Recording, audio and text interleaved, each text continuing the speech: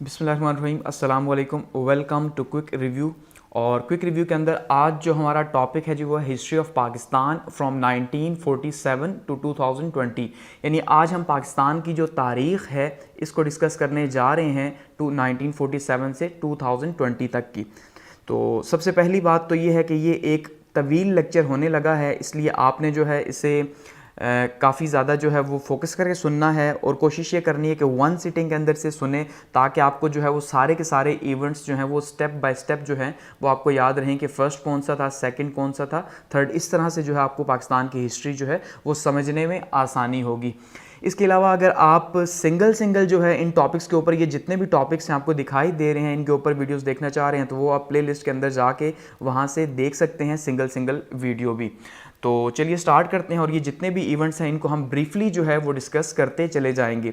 और सबसे इम्पॉर्टेंट चीज़ कि ये जितने भी इवेंट्स हैं ये सारे के सारे जो हैं वो इवेंट्स हैं जो एग्ज़ाम्स के हवाले से जो है बहुत ज़्यादा इंपॉर्टेंट हैं, ठीक है। तो उनको हम जो है वो यहाँ पे डिस्कस करेंगे। ये पॉलिटिकल इवेंट्स हरगिज़ नहीं कि हम पॉलिटिकल इवेंट्स को जो है वो बहुत ज़्यादा डिटेल से डिस्कस करें, क्योंकि वो बहुत ज़्यादा कंट्रोवर्शियल होते हैं। आपको पता है पाकिस्तान की हिस्ट्री वैसे भी जो है वो काफ़ी ज़्यादा कंट्रोवर्शियल रही, तो उसको हम बहुत ज़्यादा डेप्थ में डिस्कस नहीं करेंगे। सिर्फ एजुकेशनल इवेंट्स जो हैं जब जो गवर्नमेंट आती रही और उस गवर्नमेंट की जो पॉलिसीज़ रहीं उनको हम डिस्कस करते चले जाएंगे। तो चलिए स्टार्ट करते हैं। सबसे पहले अगर बात की जाए इंट्रोडक्शन में, तो हम इसमें दो पार्ट्स जो हैं वो डिस्कस करेंगे। पार्ट फर्स्ट जो है वो हमारे पास 1947 से लेके 1971 तक है, यानी जब तक जो है वो बांग्लादेश जो है वो पाकिस्तान का हिस्सा रहा, ठीक है। यानी ईस्ट और वेस्ट पाकिस्तान जो है उस टाइम पे थे, तो उस तक की हिस्ट्री। उसके बाद हम डिस्कस करेंगे जो हमारा पाकिस्तान है, जिसे आज का हम पाकिस्तान कहते हैं, या वेस्ट पाकिस्तान जो सिर्फ बचा 1971 की वॉर के बाद, तो उसे हम जो है वो डिस्कस करते चले जाएंगे। अब जैसे मैं कह चुका हूँ कि एजुकेशनल इवेंट्स हैं, हम पॉलिटिकली जो है वो किसी भी के इवेंट के अंदर जो है उस तरह से उसको डिस्कस नहीं करेंगे कि ऐसी कंट्रोवर्सी बने कि जिसमें जो है फिर किसी पार्टी को या हम किसी भी ऐसे इवेंट को जो है जिसमें आप कह लें कि कोई इस तरह के किसी के इमोशंस जो हैं ख़ास करके हर्ट हों। क्योंकि अगर मैं बात करूंगा पीपल्स पार्टी के अगेंस्ट में, तो पीपल्स पार्टी वाले जो है वो फिर इसके ऊपर ऑब्लिगेशन हो सकती है। इसी तरह से अगर बात करता हूँ किसी और पार्टी के ऊपर, तो फिर उसके लिए जो है वो एतराज़ बन सकता है। तो इसलिए हम सिर्फ एजुकेशनल इवेंट्स को यहाँ पे डिस्कस करेंगे। अब अगर बात करें सबसे पहले अर्ली हिस्ट्री ऑफ पाकिस्तान की, तो सबसे पहले अगर बात की जाए तो पाकिस्तान हासिल किया गया 1947 के अंदर, यानी कि 1947 में जो है वो हमने पाकिस्तान को हासिल किया। कहाँ से जी? ब्रिटिश इंडिया से। सबसे इंपॉर्टेंट चीज़, इंडिया से हासिल नहीं किया बल्कि ब्रिटिश इंडिया से हासिल किया। और ब्रिटिश इंडिया जो है वो ब्रिटिशर्स जो हैं उन्होंने क्या किया जी, दो सेपरेट स्टेट्स बनाई, पाकिस्तान और इंडिया 1947 के अंदर, और यहाँ से चले गए। और ये सारे का सारा जो कॉलोनलिज्म का दौर था तकरीबन 200 सालों पर मुश्तमिल इसका ख़ात्मा हुआ। अब सबसे इम्पॉर्टेंट चीज़ ये है कि पाकिस्तान को जो हासिल किया गया वो एक कॉन्स्टिट्यूशनल स्ट्रगल के थ्रू हासिल किया गया। वो किसी फ़ाइट के थ्रू हासिल नहीं किया गया, या जो जंगें हैं वो नहीं लड़ी गई पाकिस्तान के लिए कि भाई हमने पाकिस्तान के लिए जंगें लड़ी, बल्कि एक कॉन्स्टिट्यूशनल फ्रंट्स के ऊपर कायद आज़म ने जो है वो पाकिस्तान की जो है वॉर लड़ी, वहाँ पे उसका मुकदमा लड़ा और हमने इसे हासिल किया। ये बहुत बड़ा एक इवेंट है, क्योंकि नॉर्मली जो आज़ादी है वो हासिल होती है, हम कहते हैं जी आज़ादी खून से हासिल होती है, जंगों से, लेकिन यहाँ पे कॉन्स्टिट्यूशनली जो है वो पाकिस्तान को आज़ादी दिलाई कायद आज़म ने। तो ये एक बहुत बड़ा जो है अपने आप में एक बहुत बड़ा इवेंट रहा 19th सेंचुरी का। उसके बाद हमने देखा जी कायद आज़म और लियाकत अली ख़ान जो है, ये दो लीडर्स हमें मिले पाकिस्तान बनने के बाद, जिन्होंने जो है वो दिलो जान से जो है वो पाकिस्तान के लिए सर्व किया। 1948 में कायद आज़म जो है उनका इंतकाल हो गया। 1956 में लियाकत अली ख़ान जो है उनको कत्ल कर दिया गया और वो शहीद हो गए। तो इसका मतलब यहाँ पे जो है हमारी ये जो लीडरशिप थी जो पाकिस्तान बनाने में पेश थी, वो यहाँ पे आके उसको स्टॉप लगा इस जगह पे 1951 के अंदर।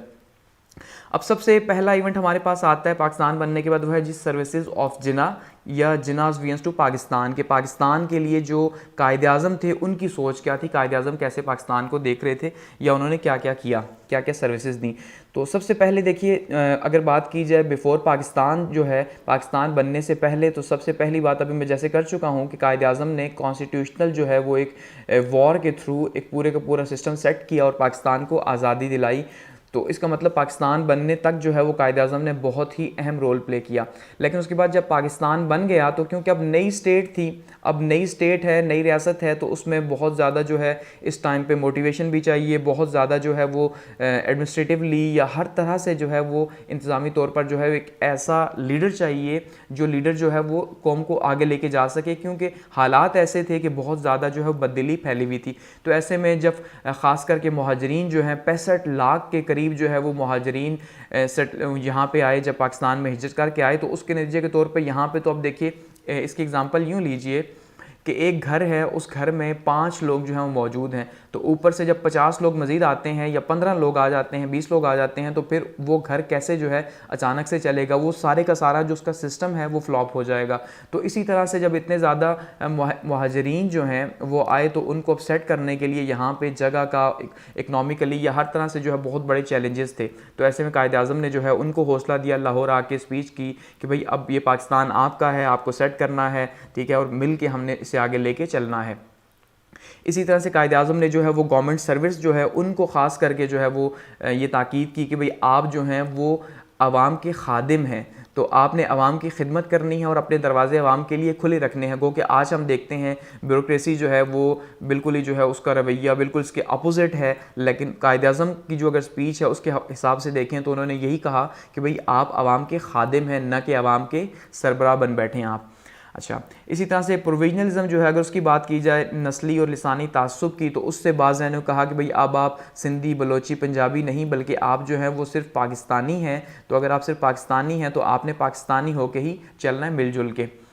इकॉनमी के जो बेसिक प्रिंसिपल्स थे उनको तय किया गया और बताया गया कि भाई इकॉनमी जो है वो हमारी इकॉनमी जो है वो इस्लामिक प्रिंसिपल्स के ऊपर बेस करेगी। अब आपको इसको ज़रा समझना है, क्योंकि कायद-ए-आज़म ने कहा इसलिए इस्लामिक प्रिंसिपल्स के ऊपर बेस करेगी कि अगर हमने पाकिस्तान हासिल किया तो पाकिस्तान हमने इसलिए हासिल किया कि यहाँ पे एक जस्ट इकनॉमिक सिस्टम हो, एक ऐसा सिस्टम जिसमें हर एक को अपॉर्चुनिटीज़ मिल सके, अमीर को भी, गरीब को भी जो है वो इसी तरह से अपॉर्चुनिटीज़ मिलें।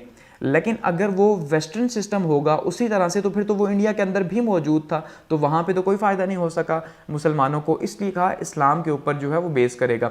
और स्टेट बैंक जो है उसका जो है वो आगाज़ किया गया, उसकी इनॉग्रेशन की 1 जुलाई 1948 को कायद-ए-आज़म ने। उसके बाद जी उन्होंने स्टूडेंट्स को एडवाइस की कि भाई आप पाकिस्तान की जो स्ट्रगल थी उसमें तो आपने बहुत ज़्यादा इंपॉर्टेंट रोल प्ले किया, लेकिन अब आपका कोई भी ताल्लुक़ जो है वो सियासत से या पॉलिटिक्स से नहीं है। अब आपका एक ही काम है और वो है स्टडी, कि आपने सारे का सारा जो फोकस है वो स्टडी के ऊपर करना है और अपनी पढ़ाई के ऊपर तवज्जो देनी है। कायद-ए-आज़म की अगर लीडरशिप की बात की जाए तो कायद-ए-आज़म बहुत ज़्यादा हार्ड वर्किंग थे, बावजूद इसके कि 1940 में जो है वो बीमार हुए, उन्हें टीबी थी, बावजूद उसके उन्होंने इतना ज़्यादा हार्ड वर्क किया, अपनी बीमारी को छुपा के रखा, अपने डॉक्टर को कहा किसी को पता न चलने दे। इवन बाद में कहा भी गया कि अगर हमें पता होता कि कायद-ए-आज़म इतने बीमार हैं तो हम पाकिस्तान को थोड़ा और डिले करते, पाकिस्तान की क्रिएशन को।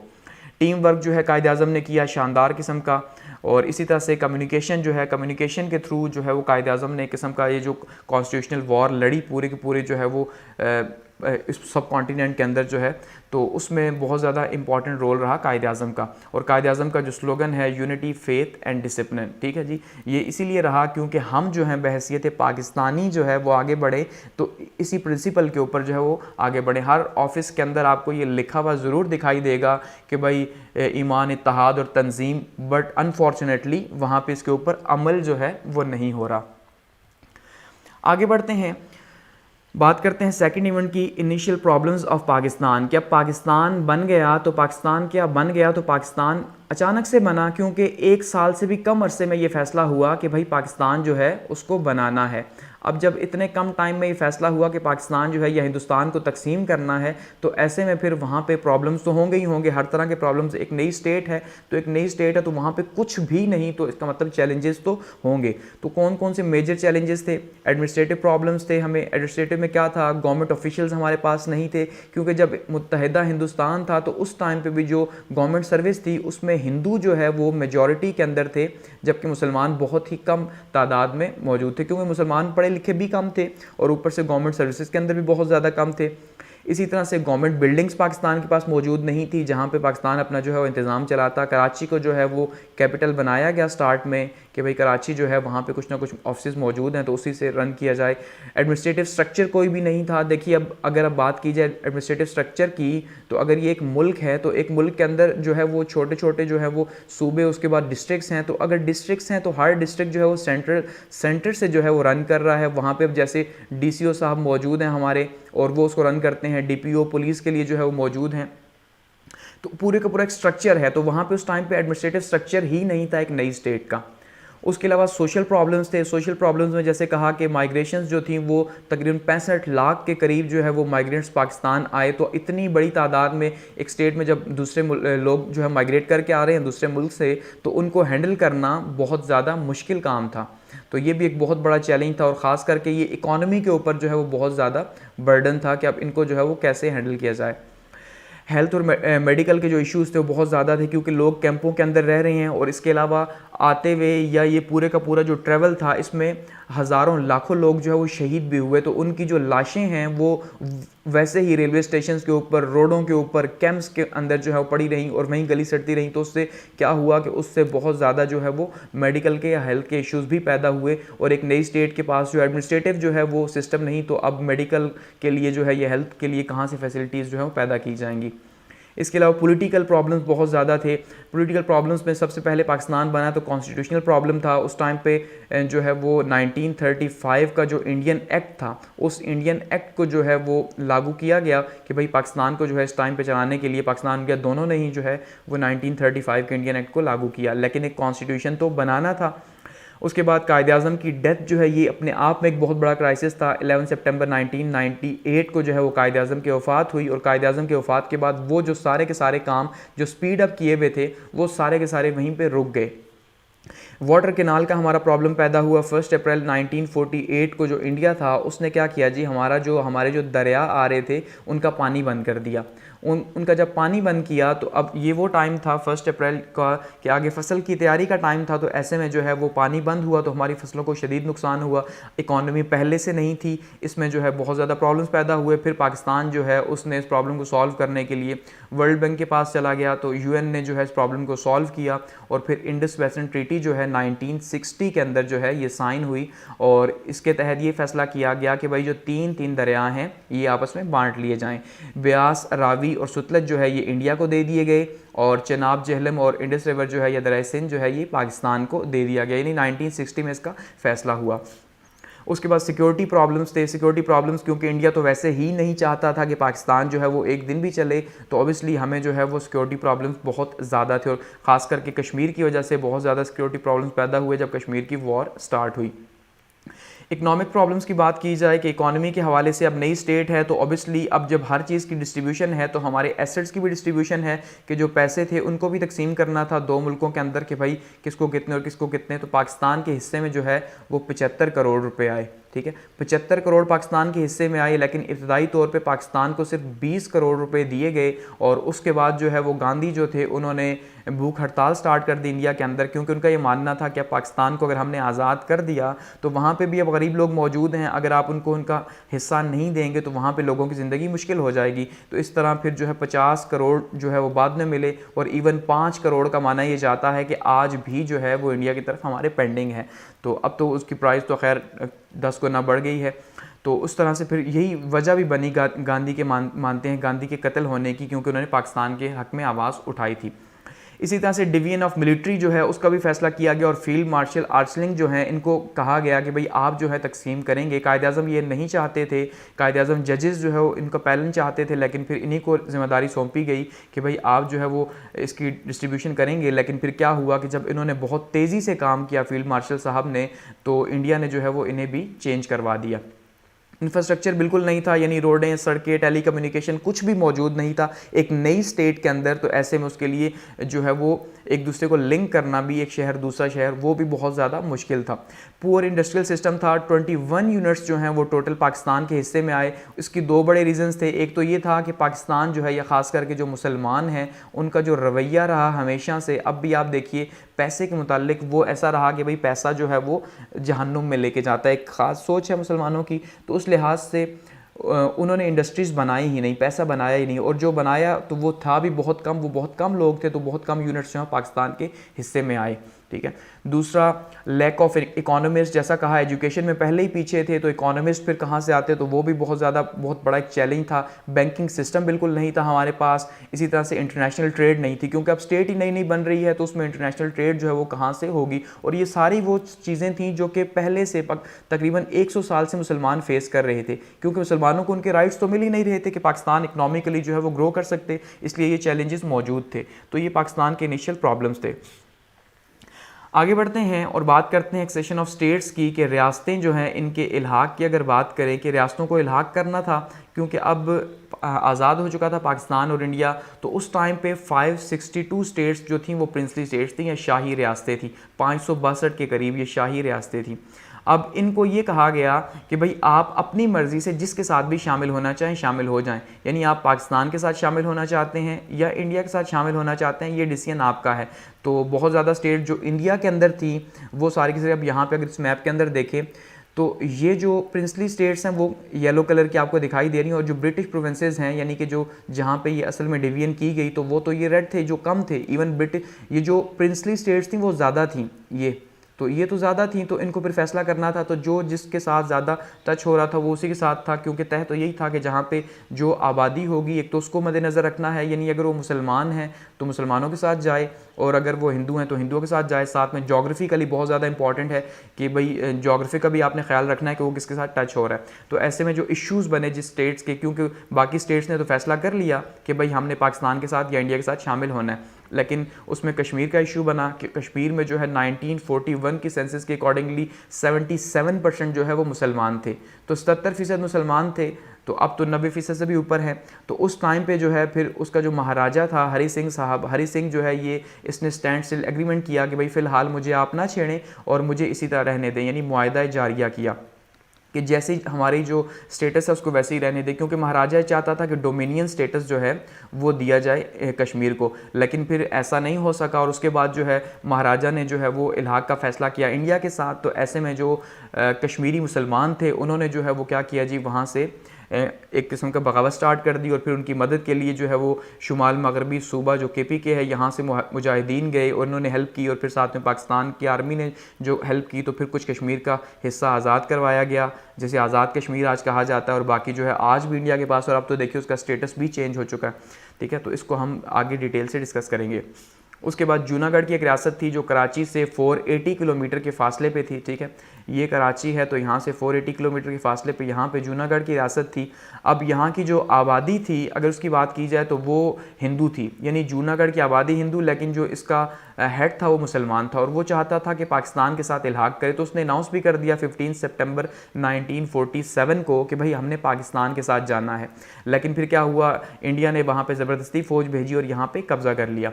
उसके बाद हैदराबाद की एक स्टेट थी, हैदराबाद जो है हैदराबाद दक्कन। अब यहाँ पे भी इसका जो हेड था उसका टाइटल था निज़ाम, और निज़ाम जो है वो मुसलमान था और वो पाकिस्तान के साथ जो है वो इल्हाक चाहता था। तो ऐसे में 24 अगस्त 1948 को जो है सिक्योरिटी काउंसिल में ये इशू गया कि भाई हम जो है वो पाकिस्तान के साथ जाना चाहते हैं, लेकिन नतीजे के तौर पे इंडिया ने यहाँ पे भी, क्योंकि आबादी अक्सरियत जो है वो हिंदुओं की थी, तो यहाँ पे भी जो है वो कब्ज़ा हो गया।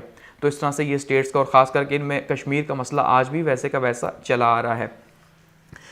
उसके बाद बात करते हैं रेड क्लिफ अवार्ड की, कि रेड क्लिफ अवार्ड क्या था, कि सर साइरल रेड क्लिफ जो हैं ये हेड थे बाउंड्री कमीशन के, कि अब ये जब तकसीम तय हो गया कि भाई अब जब 3 जून के अकॉर्डिंगली कि पंजाब और बंगाल जो है इसको तकसीम करना है, और असल में जो पाकिस्तान बना, ठीक है, या पाकिस्तान और इंडिया की जो तकसीम हुई, तो वो पाकिस्तान और इंडिया की तकसीम एक्चुअली में इन्हीं दो की जो है वो डिवीजन थी, क्योंकि बाकी जितने प्रोविंसेस थे वो तो सारे के सारे सेपरेट थे, वो या तो हिंदू मेजॉरिटी के थे या मुस्लिम मेजॉरिटी के थे। लेकिन ये जो 2 प्रोविंसेस थे, ठीक है, पंजाब का और साथ में बंगाल का जो था, ये बंगाल और पंजाब जो है यहाँ पे मुसलमान और हिंदू जो है वो बराबर थे, तो यहाँ पे फिर, और ये थे भी बहुत बड़े, तो इनका फैसला करना था कि इनको तकसीम करना है। अब तकसीम कैसे करेंगे, तो तकसीम के लिए तय पाया कि एक बाउंड्री कमीशन बनाया जाएगा। ठीक है, एक ऐसा कमीशन जिसको हेड जो है वो सर साइरल रेडक्लिफ करेंगे, और 2 मेंबर्स जो हैं वो दोनों साइडों से लिए जाएंगे, यानी 2 मेंबर्स पंजाब के लिए मुसलमानों के, 2 मेंबर्स पंजाब के लिए हिंदुओं के, 2 बंगाल के लिए मुसलमानों के, 2 हिंदुओं के,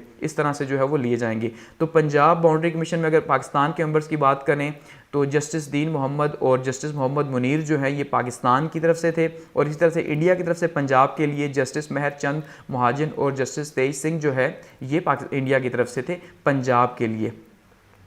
और अब अगर बात करें बंगाल की बाउंड्री कमीशन की तो पाकिस्तान की तरफ से जस्टिस अबू साले इकराम साहब और जस्टिस एस ए रहमान जो है ये पाकिस्तान की तरफ से थे, और इंडिया की तरफ से जस्टिस सीसी बिस्वास और जस्टिस बी के मुखर्जी जो है ये इंडिया की तरफ से थे। तो ये इनके ऊपर जो हेड बनाया गया वो सर साइरल रेडक्लिफ को बनाया गया कि भाई आपने जो है वो फाइनल फैसला करना है। और फैसला क्या होना था कि ये जो सर साइरल रेडक्लिफ साहब थे इससे पहले ये हिंदुस्तान आए नहीं थे, यहाँ ये जानते नहीं थे, तो ऐसे में इन्होंने क्या फ़ैसला करना था।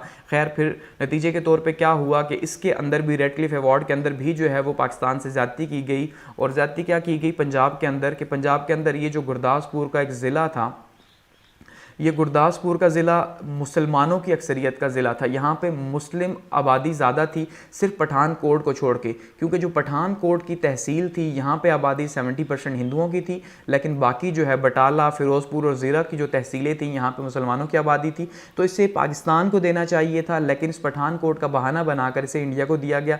और पठानकोट का क्योंकि जो रास्ता है वो डायरेक्ट कश्मीर को जाता है, बाकी कोई भी रास्ता इंडिया कश्मीर को नहीं जाता, इसलिए जो है इसको माना जाता है कि इंडिया को दिया गया। बंगाल के अंदर इनजस्टिस किया गया। कलकत्ता जो है यहाँ पे 70% जो है वो हिंदू आबादी थी, वो भी लो कॉस्ट की, लोअर कॉस्ट की जो हिंदू आबादी थी वो पहले से ही कायदे आज़म से बात कर चुकी थी कि भाई हम पाकिस्तान के साथ शामिल होंगे, क्योंकि उन्हें पता था कि इंडिया के अंदर जो है वो हिंदुओं में तो कॉस्ट सिस्टम है, तो वहाँ पर तो उनको कभी भी उनके राइट्स नहीं मिलने, जिनको दलित आज भी कहा जाता है। तो ये जो दलित हैं इन्होंने पाकिस्तान के साथ फैसला किया, लेकिन इसको ज़बरदस्ती कलकत्ता जो है इंडस्ट्रियल सिटी था, ठीक है, तो इसको जो है वो इंडिया में शामिल कर दिया गया। इसी तरह मुर्शिदाबाद और नादिया जो है इसको भी ज़बरदस्ती मुसलमानों के अक्सरियती इलाकों को इंडिया को दे दिया गया। तो ये रेडक्लिफ अवार्ड में यहाँ पे ज़्यादतियाँ की गई। आगे बढ़ते हैं और बात करते हैं जी ऑब्जेक्टिव रेजोल्यूशन की या आइन के हवाले से अब पाकिस्तान में उसके बाद फिर क्या हुआ और क्या क्या होता रहा। अब देखिए जब पाकिस्तान बना तो बात की जैसे कि इंडियन एक्ट जो था 1935 का, उसको जो है वो आर्जी तौर पे लागू किया गया। लेकिन अब ऑब्वियसली एक कॉन्स्टिट्यूशन तो बनाना था, एक आइन तो बनाना था, एक ऐसा आइन जो कि पाकिस्तान के मुस्तकबिल का फैसला कर सके, जहाँ पे पाकिस्तान जो है एक स्टेट है तो उसके अकॉर्डिंगली चल सके। तो कॉन्स्टिट्यूशनल क्राइसिस पैदा हुए। कॉन्स्टिट्यूशनल क्राइसिस क्यों पैदा हुए? क्योंकि लीडरशिप जो थी वो चाहती नहीं थी उस टाइम पे कि भाई एक ऐसा आइन बन सके जो कि पाकिस्तान को सपोर्ट करे, क्योंकि वो एक ऐसा आइन बनाना चाहते थे जो आइन हुकूमत को या ख़ास करके हुकूमत के जो उस टाइम पे करता धरता थे उनको फ़ायदा दे सके। तो इसलिए ये बहुत बड़ा मसला पैदा हुआ। साथ में एक और इशू था, वो क्या था? राइट विंग और लेफ्ट विंग की पॉलिटिक्स का, ठीक है, कि राइट विंग जो है वो चाहता था कि जो आइन बने वो बने इस्लामी, ठीक है, और जो लेफ्ट विंग था, जो लिबरल्स थे जो इस टाइम पे पावर के अंदर थे, वो चाहते थे कि ये एक लिबरल कॉन्स्टिट्यूशन बने, क्योंकि जो कायदे आज़म थे वो लिबरल थे। तो ऐसे में ये फैसला तो आज भी खैर नहीं हो सका कि कायदे आज़म लिबरल थे या इस्लामी थे। ये आज भी डिबेट इस तरह से चल रही है, आप देख रहे हैं पाकिस्तान के अंदर। तो ऐसे में फिर क्या हुआ कि लियाकत अली ख़ान प्राइम मिनिस्टर थे, तो लियाकत अली ख़ान जो हैं उनका डिसीजन बहुत ज़्यादा इंपॉर्टेंट था।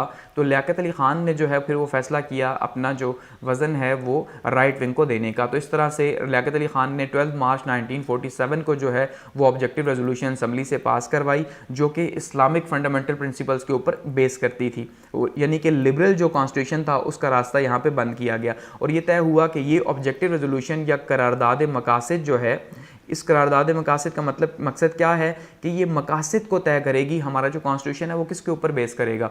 तो उसके की पॉइंट्स की अगर बात करें तो उसमें सबसे पहले सुवरेनिटी ऑफ अल्लाह की, जो हाकिमियत है वो अल्लाह ताला की ज़ात की है, अल्लाह ताला हाकिम है और जो नीचे हुकूमत चला रहे हैं वो उसके नायब के तौर पे काम करेंगे। तो सुवरेनिटी जब अल्लाह से बिलोंग करती है तो इसका मतलब लॉज भी जो हैं वो उसी के अकॉर्डिंगली होंगे, यानी कि कुरान और सुन्ना के अकॉर्डिंगली होंगे जो अल्लाह ताला ने बताया हुआ है।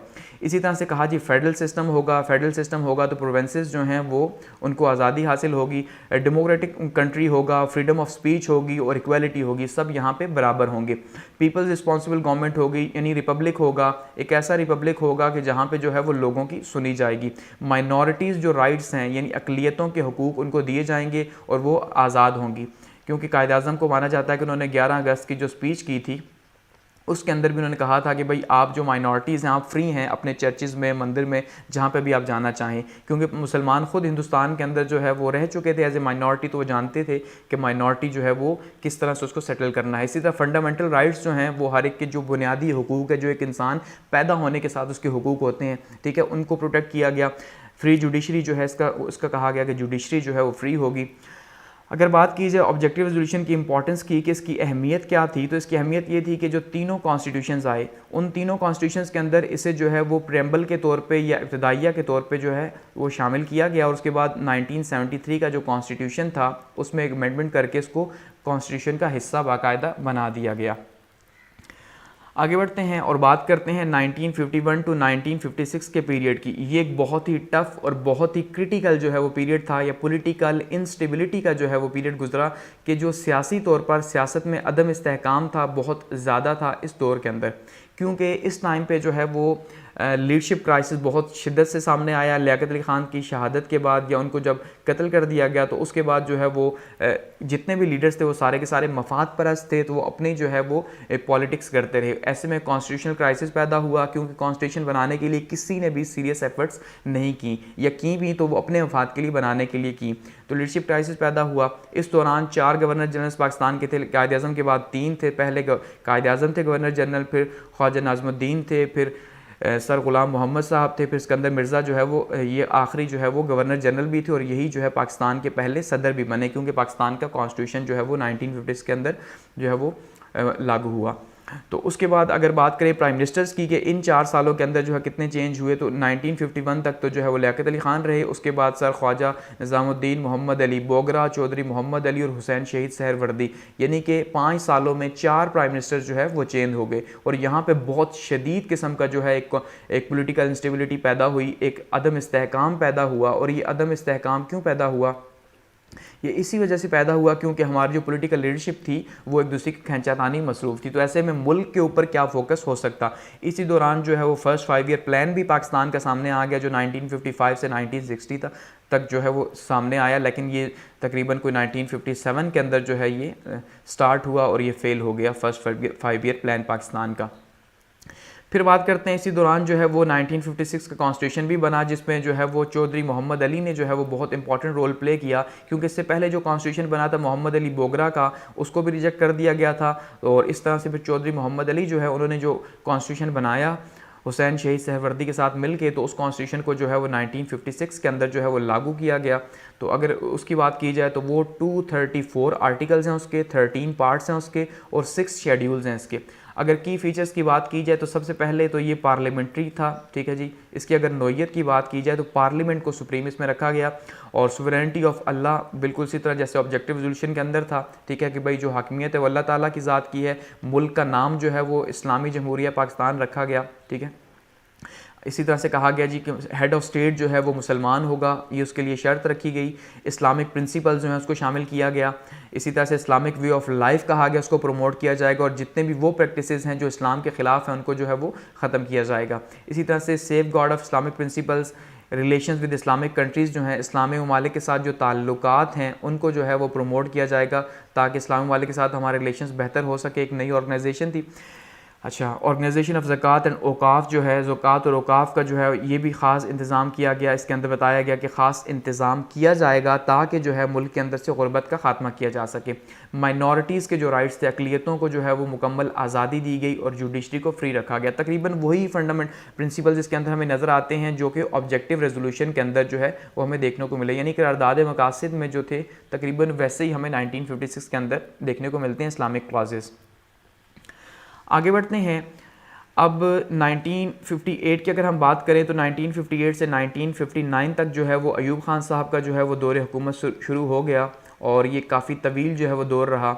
इससे पहले अगर हम बात करें तो इससे पहले हमने देखा कि जो सिकंदर मिर्ज़ा साहब थे, सिकंदर मिर्ज़ा पाकिस्तान के पहले सदर बने जब उन्होंने कॉन्स्टिट्यूशन के थ्रू 1956 के आइन के तहत हल्फ लिया।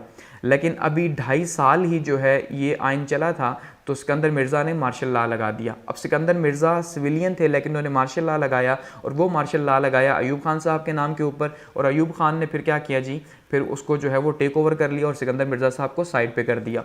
अब उसके बाद क्या हुआ, जब सिकंदर अयूब खान साहब का जो एरा स्टार्ट हुआ तो इसमें जो है वो काफ़ी ज़्यादा तरक्की भी हुई, लेकिन काफ़ी ज़्यादा कंट्रोवर्सीज़ भी सामने आई।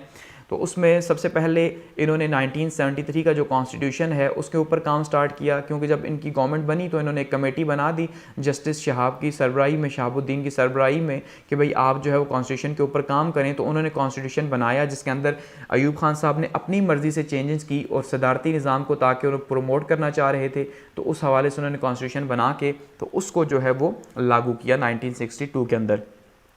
और इसमें जो सबसे इंपॉर्टेंट अगर फीचर्स की बात की जाए तो इसमें प्रेसिडेंशियल कॉन्स्टिट्यूशन था ये, यानी कि एक सदारती आइन बनाया गया या सदारती निज़ाम लाया गया मुल्क के अंदर। इसी तरह से प्रोविंशियल इटोनॉमी जो थी वो बहुत कम थी इसके अंदर, यानी क्योंकि सदारती था तो जो सूबे थे उनकी खुद मुख्तारी बहुत कम थी, क्योंकि सूबों की खुद मुख्तारी पार्लियामेंट्री सिस्टम के अंदर ज़्यादा होती है, सदारती के अंदर कम। और बीडी सिस्टम जो है वो मुतारिफ़ करवाया गया, यानी बेसिक डेमोक्रेसीज़ का मुतारिफ़ करवाया गया। 80,000 के करीब जो है इनकी तादाद रखी गई कि भाई आप कौंसलर्स को चुनेंगे और वो जो है आगे फिर वो चुनेंगे असम्बलियों के लोगों को। डायरेक्ट इलेक्शंस यानी कि ख़त्म किए गए। इसी तरह से यूनिकैमरल पार्लियामेंट यानी कि यक ऐवानी मुकन्ना जो है वो इंट्रोड्यूस करवाई गई। जुडिशरी जो है सुप्रीम कोर्ट और हाई कोर्ट पर मुश्तमिल थी, इसके अंदर सुवरेनिटी जो है वो उसी तरह से हाकमियत जो है अल्लाह ताला की ज़ात को हासिल थी। इस्लामिक लॉज जो है उसको कहा गया प्रोटेक्ट किया जाएगा। मुल्क का नाम जमहूरिया पाकिस्तान रखा गया, लेकिन जब फिर पब्लिक प्रेशर आया तो फिर अमेंडमेंट करके दोबारा से इस्लामी जमहूरिया पाकिस्तान उसका रखा गया।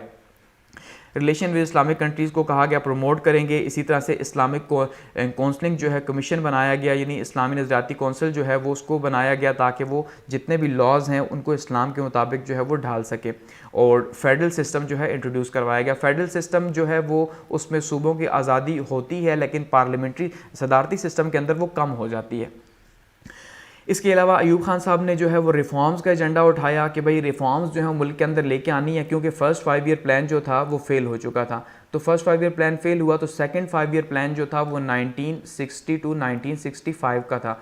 और जो सेकंड 5 ईयर प्लान था ये बहुत शानदार किस्म का कामयाब रहा। इवन पाकिस्तान की हिस्ट्री में यही एक ऐसा जो है वो रहा, एक ऐसा जो है प्लान रहा जो बहुत ज़्यादा कामयाब हुआ। बाकी तकरीबन जो है वो फेल हुए या वो अपने टारगेट्स अचीव नहीं कर सके। अब रिफॉर्म्स में इन्होंने कौन कौन सी रिफॉर्म्स लेके आए? एग्रीकल्चर रिफॉर्म्स लेके आए, इकनॉमिक रिफॉर्म्स लेके आए, सोशल रिफॉर्म्स लेके आए।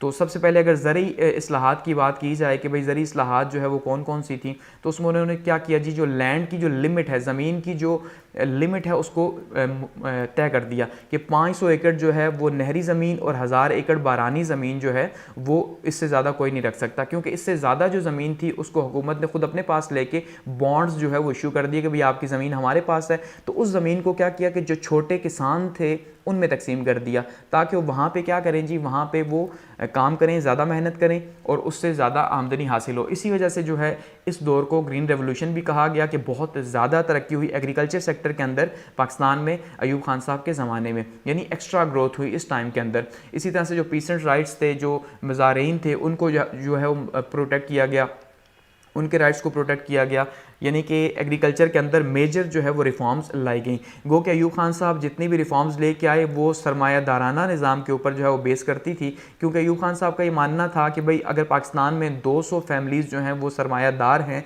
तो इनको मज़ीद टैक्सेस दिए जाएँ आवाम के पैसों के और इनको कहा जाए आप बिज़नेस बनाएं, तो उसके नतीजे के तौर पे क्या होगा कि ये जॉब्स जो है वो क्रिएट करेंगे।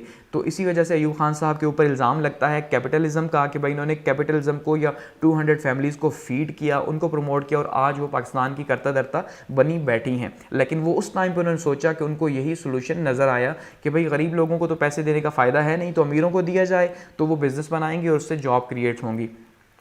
इकनॉमिक रिफॉर्म्स के अंदर इकनॉमिक्स रिफॉर्म्स भी की गई और उसमें जो है वो डिकेड और डेवलपमेंट का नाम दिया गया इसको, क्योंकि इसमें भी इंडस्ट्रीज़ ने, स्मॉल और लार्ज इंडस्ट्रीज़ ने बहुत ज़्यादा ग्रोथ की। इवन इंडस्ट्रियल जो हमारे जितने भी बने हैं स्टेट्स बनी हैं वो उसी टाइम पे जो अयूब खान साहब के ज़माने में बनाई गई, तो ये बहुत ज़्यादा तरक्की हुई इंडस्ट्रीज़ के अंदर भी और पाकिस्तान ने बहुत ज़्यादा ग्रोथ की इस टाइम पर इंडस्ट्रीज़ के अंदर, एग्रीकल्चर के अंदर, इंडस्ट्रीज़ के अंदर।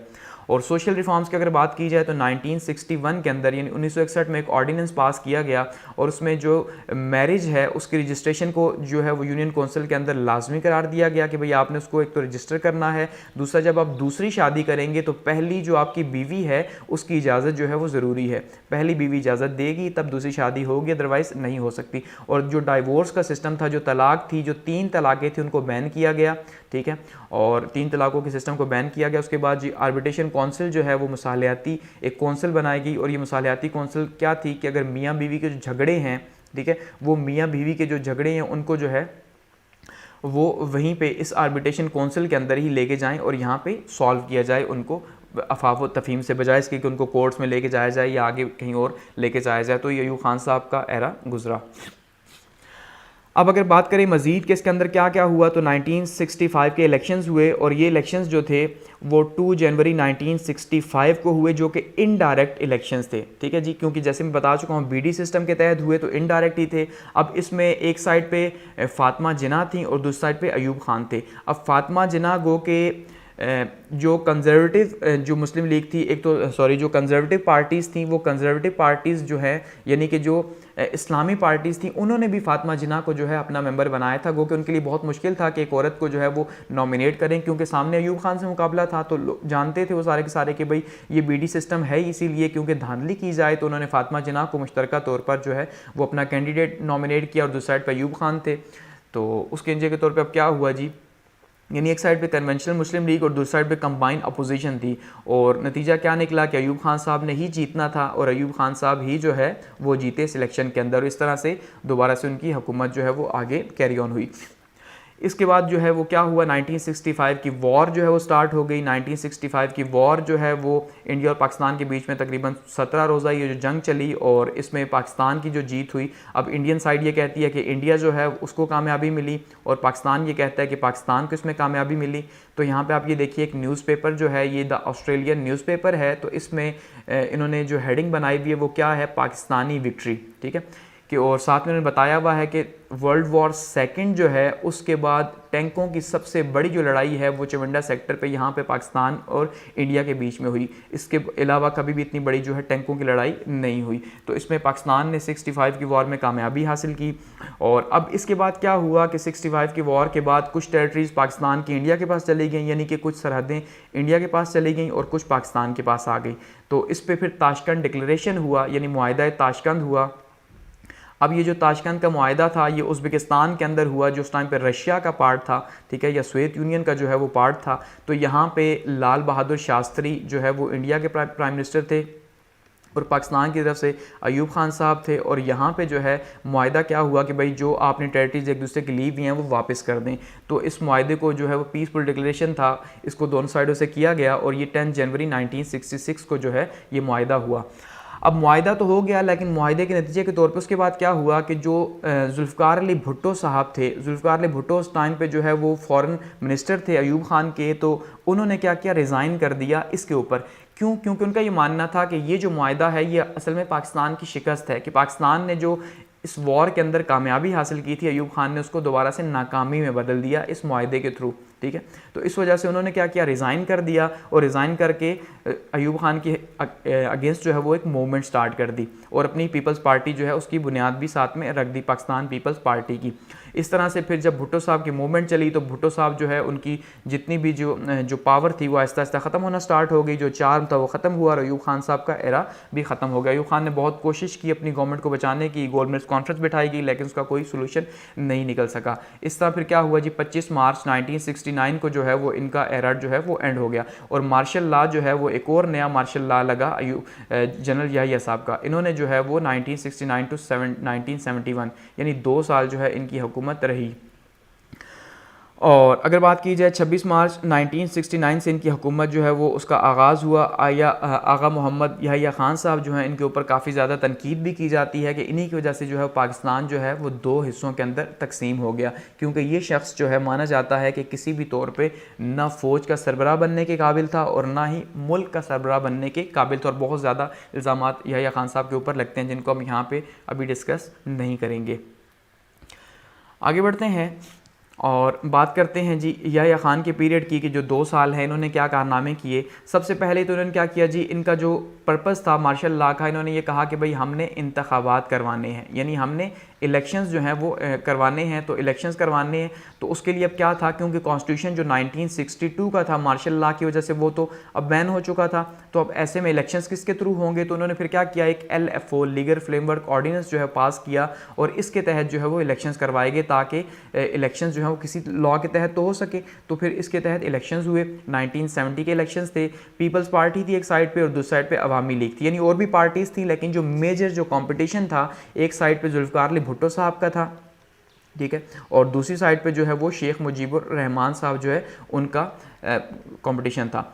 अब ऐसे में जो शेख मुजीबुर रहमान थे, इनका स्लोगन तो बहुत जो है वो वाज़ेह था, क्या था कि भाई ये जो है वो बांग्लादेश यानी कि जो बंगाल है उसको आज़ादी दिलाना चाहते थे या उसकी इटॉनमी की बात करते थे, क्योंकि ये पाकिस्तान से पहले ही बहुत ज़्यादा नाराज़ थे या मगरबी पाकिस्तान मशरक़ी पाकिस्तान में बहुत ज़्यादा जो है वो नाराज़ थे। इसी वजह से शेख मुजीबुर रहमान इतने बड़े लीडर बने थे क्योंकि पाकिस्तान के खिलाफ स्पीचेस कर करके। और दूसरी साइड पर जुल्फ़िकार अली भुट्टो जो है उनकी पॉपुलैरिटी यहाँ पर बहुत ज़्यादा थी, पब्लिक बहुत ज़्यादा इन्हें मानती थी। और जो इलेक्शन हुए ये फ्री एंड फेयर इलेक्शन हुए, नतीजे के तौर पर जो हमारा वेस्ट पाकिस्तान था यहाँ पे जुल्फ़िकार अली भुट्टो साहब की पीपल्स पार्टी ने कामयाबी हासिल की और दूसरी साइड पे जो है वो ईस्ट पाकिस्तान था, वहाँ पे जो है वो शेख मुजीबुर रहमान साहब ने कामयाबी हासिल की। और इस तरह फिर जो है वो स्लोगन लगा, वहाँ तुम यहाँ हम। तो नतीजे के तौर पे क्या हुआ, शेख मुजीबुर रहमान साहब को हुकूमत मिलनी चाहिए थी, लेकिन याह्या खान ने हुकूमत जो है वो जुल्फ़िकार अली भुट्टो के हाथ चढ़ा दी। क्यों? क्योंकि वो ये चाहते थे कि जो ईस्ट पाकिस्तान है उसके किसी लीडर को ये हुकूमत ना मिल सके, उन्हें वो गद्दार समझते थे। इसके अलावा जो शेख मुजीबुर रहमान थे वो इन 6 पॉइंट्स के ऊपर जो है वो इलेक्शन लड़ रहे थे, तो इसलिए उनको गवर्नमेंट देना भी जो है वो बहुत ज़्यादा एक मुश्किल डिसीजन था, क्योंकि वो तो चाहते ही ये थे कि जो बंगाल है उसको सेपरेट किया जाए। अब वो 6 पॉइंट्स कौन से थे? सबसे पहले शेख मुजीबुर रहमान ने डिमांड की प्रोविंशियल ऑटोनॉमी की, कि मुकम्मल सूबाई खुद मुख्तारी दी जाए, कि सूबे जो हैं वो मुकम्मल तौर पर खुद मुख्तार होने चाहिए। अब कैसे खुद मुख्तार होंगे और दूसरा किस तरह से उन्हें करेंगे? एक तो ट्रेड इंडिपेंडेंस दी जाए, यानी इकोनॉमिकली उनको आज़ाद किया जाए, वो अपनी ट्रेड खुद कर सके। दूसरा सेपरेट फॉरेन रिजर्व्स के अकाउंट्स हों, जो बाहर का पैसा आ रहा है वो सारे का सारा ट्रेड के थ्रू उसके वो अकाउंट्स जो हैं वो ईस्ट पाकिस्तान के लिए अलग हो और वेस्ट पाकिस्तान के लिए अलग हो, 2 अलग अलग हों। इवन यहाँ तक कहा गया कि डिफरेंट करेंसीज़ हों, ताकि पाकिस्तान जो है वो इनकी करेंसी, वेस्ट पाकिस्तान जो है ईस्ट पाकिस्तान की करेंसी ना ले सके, क्योंकि उनका ये इल्ज़ाम रहा कि भाई हम जो है उनके पैसे यानी वेस्ट पाकिस्तान उनके पैसे खाता है। इसी तरह से सेपरेट अकाउंट्स और फॉरेन एक्सचेंज जो है वो कहा गया कि भाई इसके लिए भी 2 सेपरेट अकाउंट्स होंगे, ईस्ट पाकिस्तान का अलग, वेस्ट पाकिस्तान का अलग। इसी तरह से कहा गया टैक्सेस जो है उनकी कलेक्शन जो है वो सूबों के हवाले की जाए और सूबे जो हैं वो टैक्सेस जो हैं वो कलेक्ट करें और उसमें खुद मुख्तार हों। और यहाँ तक कहा गया कि एक सेपरेट फोर्स जो है, एक सेपरेट आर्मी जो है वो बनाने की इजाज़त दी जाए, और सेपरेट आर्मी हो या पार्लियामेंट्री फोर्स हो। तो ये तकरीबन वही सारे पॉइंट्स थे कि बिल्कुल एक अलग मुल्क का ही ये मुतालबा था जिसके ऊपर उन्होंने इलेक्शन लड़े और वो जीत के, क्योंकि वहाँ की पब्लिक जो है वो यही मानती थी कि भाई जो वेस्ट पाकिस्तान है वो उनको राइट्स नहीं देता, तो इसलिए उन्होंने इनको वोट दिए और ये जीते। फिर क्या हुआ कि 1971 की वॉर जो है वो स्टार्ट हो गई इंडिया और पाकिस्तान के बीच में, और दूसरी साइड पे जो बांग्लादेश था वहाँ पे यानी कि जो बंगाल था उसमें जो उसकी बांग्लादेश लिबरेशन आर्मी थी उसकी हेल्प की रॉ ने या इंडिया ने फुल टाइम उसकी जो है वो सपोर्ट की, और नतीजे के तौर पे जो है पाकिस्तान आर्मी के ख़िलाफ़ ऑपरेशन स्टार्ट हो गया। पहले पाकिस्तान आर्मी ने ऑपरेशन स्टार्ट किया, उसके बाद उनके अगेंस्ट पे स्टार्ट हुआ, फिर जो एक वॉर में कन्वर्ट हो गया, और इस तरह पाकिस्तान और इंडिया की जो है वो वॉर हुई, और इस तरह से बांग्लादेश हमसे जुदा हो गया या बंगाल हमसे जुदा हो गया। अब 1971 की वॉर के नतीजे के तौर पे बांग्लादेश बना, और हमारे जो 93,000 के करीब जो है वो सिविलियन और फौजी जो है वो इंडिया के प्रिजनर कैदी बने, यानी कि उनके कैदी बने और जंगी कैदी बने इंडिया के। अच्छा, अब ऐसे में क्या था कि जो गवर्नमेंट थी वो तो ऑब्वियसली शिफ्ट हो चुकी थी क्योंकि इलेक्शन के नतीजे के तौर पे, और साथ में जब 1971 की वॉर भी हुई तो यहाँ पे जो गवर्नमेंट थी वो जुल्फ़िकार अली भुट्टो साहब के हवाले कर दी गई। यानी याह्या खान साहब जो हैं उन्होंने क्या किया, अपनी जान छुड़ाई और जुल्फ़िकार अली भुट्टो को गवर्नमेंट दे के साइड पे हट गए। अब जुल्फ़िकार अली भुट्टो के ये सर था कि वो जो है ये 93,000 जो है वो कैदी लेके आएँ, और साथ में ये जो पाकिस्तान और इंडिया के जो रिलेशंस हैं इनको नॉर्मल करें। ठीक है, अब अगर सबसे पहले आगे बढ़ने से पहले हम बात करें कॉजेज़ क्या थे, क्या वजूहात थी जिसकी वजह से ईस्ट पाकिस्तान या मशरक़ी पाकिस्तान हमसे जो है वो जुदा हुआ। तो उसमें देखिए मशरक़ी पाकिस्तान की अगर हम बात करें कि जुदाई की, तो हम जितने भी रीज़न्स देखेंगे वो सारे के सारे रीज़न्स जो हैं वो हमें अपनी साइड पे दिखाई देंगे कि भाई हमने जो है वो उनके साथ ज़्यादती की, और हमारी वजह से जो है वो यानी ये जो वेस्ट पाकिस्तान है इसका जो रवैया था, इसके रवैये की वजह से, इसके एटीट्यूड की वजह से वो हमसे जुदा हुआ। तो उसमें सबसे पहली बात अगर हम देखें तो जोग्राफिकल डिस्टेंस था, ये एक हकीकत थी कि एक साइड पे जो है वो वेस्ट पाकिस्तान है और दूसरी साइड पे जो है वो ईस्ट पाकिस्तान है। अब यहाँ पे वेस्ट पाकिस्तान और यहाँ पे ईस्ट पाकिस्तान, तो बीच में जो है वो इंडिया है। तो ये 1600 किलोमीटर का आलमोस्ट जो है वो डिस्टेंस है और यहाँ से ज़मीनी राब्ता भी कोई नहीं। तो ऐसे में जो है दो मुल्क, एक ऐसा मुल्क जिसके एक पार्ट यहाँ पे हो एक पार्ट यहाँ पे हो, तो उसको रन करना वैसे ही बहुत ज़्यादा मुश्किल है। और वो भी एक ऐसा मुल्क जहाँ पे बिल्कुल ही जो है वो उनका स्ट्रक्चर ही डिफरेंट हो, क्योंकि यहाँ पे जो है वो पंजाबी मेजॉरिटी के अंदर 70%, तो यहाँ बंगाली 70% मेजॉरिटी के अंदर हैं, क्योंकि तकसीम भी इन्हीं की हुई थी जब पाकिस्तान जो है वो बना था। तो 3 जून के अकॉर्डिंगली जो है पंजाब और बंगाल को ही तकसीम किया गया था पाकिस्तान बनाने के लिए। तो सबसे पहला एक तो ये रीज़न था। दूसरा लैंग्वेज इशू था कि यहाँ पे पंजाबी थी अगर 70%, तो यहाँ पे बंगाली बोली जाती थी, तो इसका मतलब ये भी एक बहुत बड़ा इशू रहा। उसके अलावा बात की जाए अगर डेमोक्रेटिक राइट्स जो थे, यानी कि जो जमहूरी जो उनके हुकूक थे वो उनको नहीं मिले। उनके हुकूक क्यों नहीं मिले? क्योंकि जितनी भी पावर रही है 90% तक वो सारी की सारी हुकूमत की जो पावर थी वो वेस्ट पाकिस्तान के पास थी हमेशा से। इवन जो ईस्ट पाकिस्तान है या जो बंगाली हैं, ये जो बंगाली ये हमेशा से इल्ज़ाम लगाया करते थे कि भाई पंजाबी जो हैं इन्होंने हुकूमत को टेक ओवर किया हुआ है। इवन फ़ौज के अंदर भी 70% पंजाबी, और ये अब भी इल्ज़ाम लगाया जाता है जैसे कि और बंगाली जो है वो कहते हैं हमें पीछे छोड़ा गया, और फ़ौज के अंदर भी वही हैं, ब्यूरोक्रेसी के अंदर भी वही हैं, और उनका रवैया जो है वो बंगालियों से बहुत ज़्यादा जो है वो रेसिज्म पर मबनी है। तो ये एक हकीकत भी थी उस टाइम पे। इंडियन इन्वॉल्वमेंट जो है वो बहुत ज़्यादा इंपॉर्टेंट है, क्योंकि इंडिया जो है वो कभी चाहता ही नहीं था कि पाकिस्तान एक साथ रह सके, इसलिए इंडिया जो है या रॉ जो है वो फुल टाइम हेल्प जो है वो करती रही BLA की, जो कि लिबरेशन आर्मी बनाई थी इसने बंगाल ने, तो उसकी भी हेल्प करती रही, उसको फंडिंग करती रही, उनकी ट्रेनिंग होती रही और पाकिस्तान की आर्मी के ऊपर अटैक्स होते रहे। तो इस वजह से ये भी एक बहुत बड़ा कॉज था। BLA ने जो रोल प्ले किया, इकनॉमिक राइट्स उनको जो है वो नहीं मिलते थे, यानी यहाँ तक माना जाता है कि शेख मुजीबुर रहमान जो है वो जब यहाँ पे ईस्ट पाकिस्तान में आए तो उन्होंने इस्लामाबाद में जो सड़कें हैं उसको यूँ सूंघा और सूंघ के कहा कि मुझे यहाँ से पटसन जो है उसकी बू आती है, क्योंकि उनका ये मानना था कि पटसन उनकी बेसिक इकॉनमी, और पूरी दुनिया के अंदर पटसन सबसे ज़्यादा बांग्लादेश के अंदर ये भी पैदा होती है। तो उनका ये कहना था कि जो पटसन है ये हमारी है, लेकिन इसका पैसा जो है वो वेस्ट पाकिस्तान अपने ऊपर लगा रहा है, अपनी रोडों की डेवलपमेंट्स के ऊपर लगा रहा है, हमारे ऊपर नहीं लगा रहा। इसी तरह से आर्मी ऑपरेशन जो था इसने एक बहुत मेजर रोल जो है वो प्ले किया। आर्मी ऑपरेशन यानी जो पाकिस्तान ने जो है वो आर्मी ऑपरेशन स्टार्ट किया था, तो पाकिस्तान ने आर्मी ऑपरेशन स्टार्ट किया ऑपरेशन सर्च लाइट के नाम से, ठीक है। ये ऑपरेशन जो है मार्च से लेके मई तक जो है वो चला, ठीक है। और ये ऑपरेशन जो है, इस ऑपरेशन में आप कह लें कि पाकिस्तान आर्मी का बहुत ही नेगेटिव रोल, बहुत मनफी रवैया रहा इसके अंदर, यानी कि यहाँ तक कि बहुत से इल्ज़ामात लगते हैं, रेप के इल्ज़ामात भी लगते हैं कि भाई जो पाकिस्तान आर्मी है उसने मस्जिदों में घुस घुस के जो है वो ख़वातीन का रेप किया, और इसके अलावा बहुत से मज़ीद इल्ज़ामात लगाए जाते हैं। प्रोफेसर्स को कत्ल किया गया, ढाका यूनिवर्सिटी में जो है रात के टाइम पे अटैक किया गया, और बहुत सी ऐसी स्टोरीज़ मिलती हैं इस टाइम पे जो पाकिस्तान आर्मी के लिए बहुत ज़्यादा नेगेटिव रहीं। और उसके अगेंस्ट में जो है फिर जब उनके दिल में इतनी ज़्यादा नफ़रत पैदा होगी हमारी पाकिस्तान आर्मी के लिए, तो उन्होंने क्या किया जी, उन्होंने फिर BLA ने अगेंस्ट में कार्रवाइयाँ स्टार्ट कर दी, और उसके नतीजे के तौर पर जो है वो एक वॉर स्टार्ट हुई। इसके अलावा लैक ऑफ एडमिनिस्ट्रेटिव अथॉरिटी, वो जैसे कहा कि भाई जितना भी जो कंट्रोल था वो सारे का सारा कंट्रोल वेस्ट पाकिस्तान के पास था, ईस्ट पाकिस्तान के पास कंट्रोल नहीं था। इस वजह से भी उनके दिलों में नफरत थी कि भाई हम हैं तो पाकिस्तानी, लेकिन हमें हमारे पॉलिटिकल राइट्स भी नहीं मिल रहे। तो ये कुछ कॉजेज़ थे बांग्लादेश की अलहदगी के। आगे बात करते हैं जुल्फ़िकार अली भुट्टो साहब के एरा की, कि जुल्फ़िकार अली भुट्टो साहब जो है उनका दौर कैसा रहा। अब अगर बात की जाए जुल्फ़िकार अली भुट्टो के सबसे पहले चैलेंजेस की, तो देखिए अब जैसे 93,000 तो कैदी तो थे ही थे जो उन्हें छुड़वाने थे। इसके अलावा इंडिया के साथ जो रिलेशंस थे वो भी बहुत ज़्यादा जो है वो ख़राब थे, वॉर की वजह से उनको सेट करना था। बांग्लादेश जुदा हो चुका था, तो एक बहुत ज़्यादा प्रेशर भी था जुल्फ़िकार अली भुट्टो के ऊपर कि भाई उनकी वजह से, क्योंकि उन्होंने स्लोगन लगाया था कि वहाँ तुम यहाँ हम, तो उन्होंने जो है वो खुद गर्जी की, तो उसके नतीजे के तौर पे बांग्लादेश जुदा हुआ ये माना जाता है। तो ऐसे में जो है इनको खुद को प्रूव करना बहुत ज़्यादा इंपॉर्टेंट था।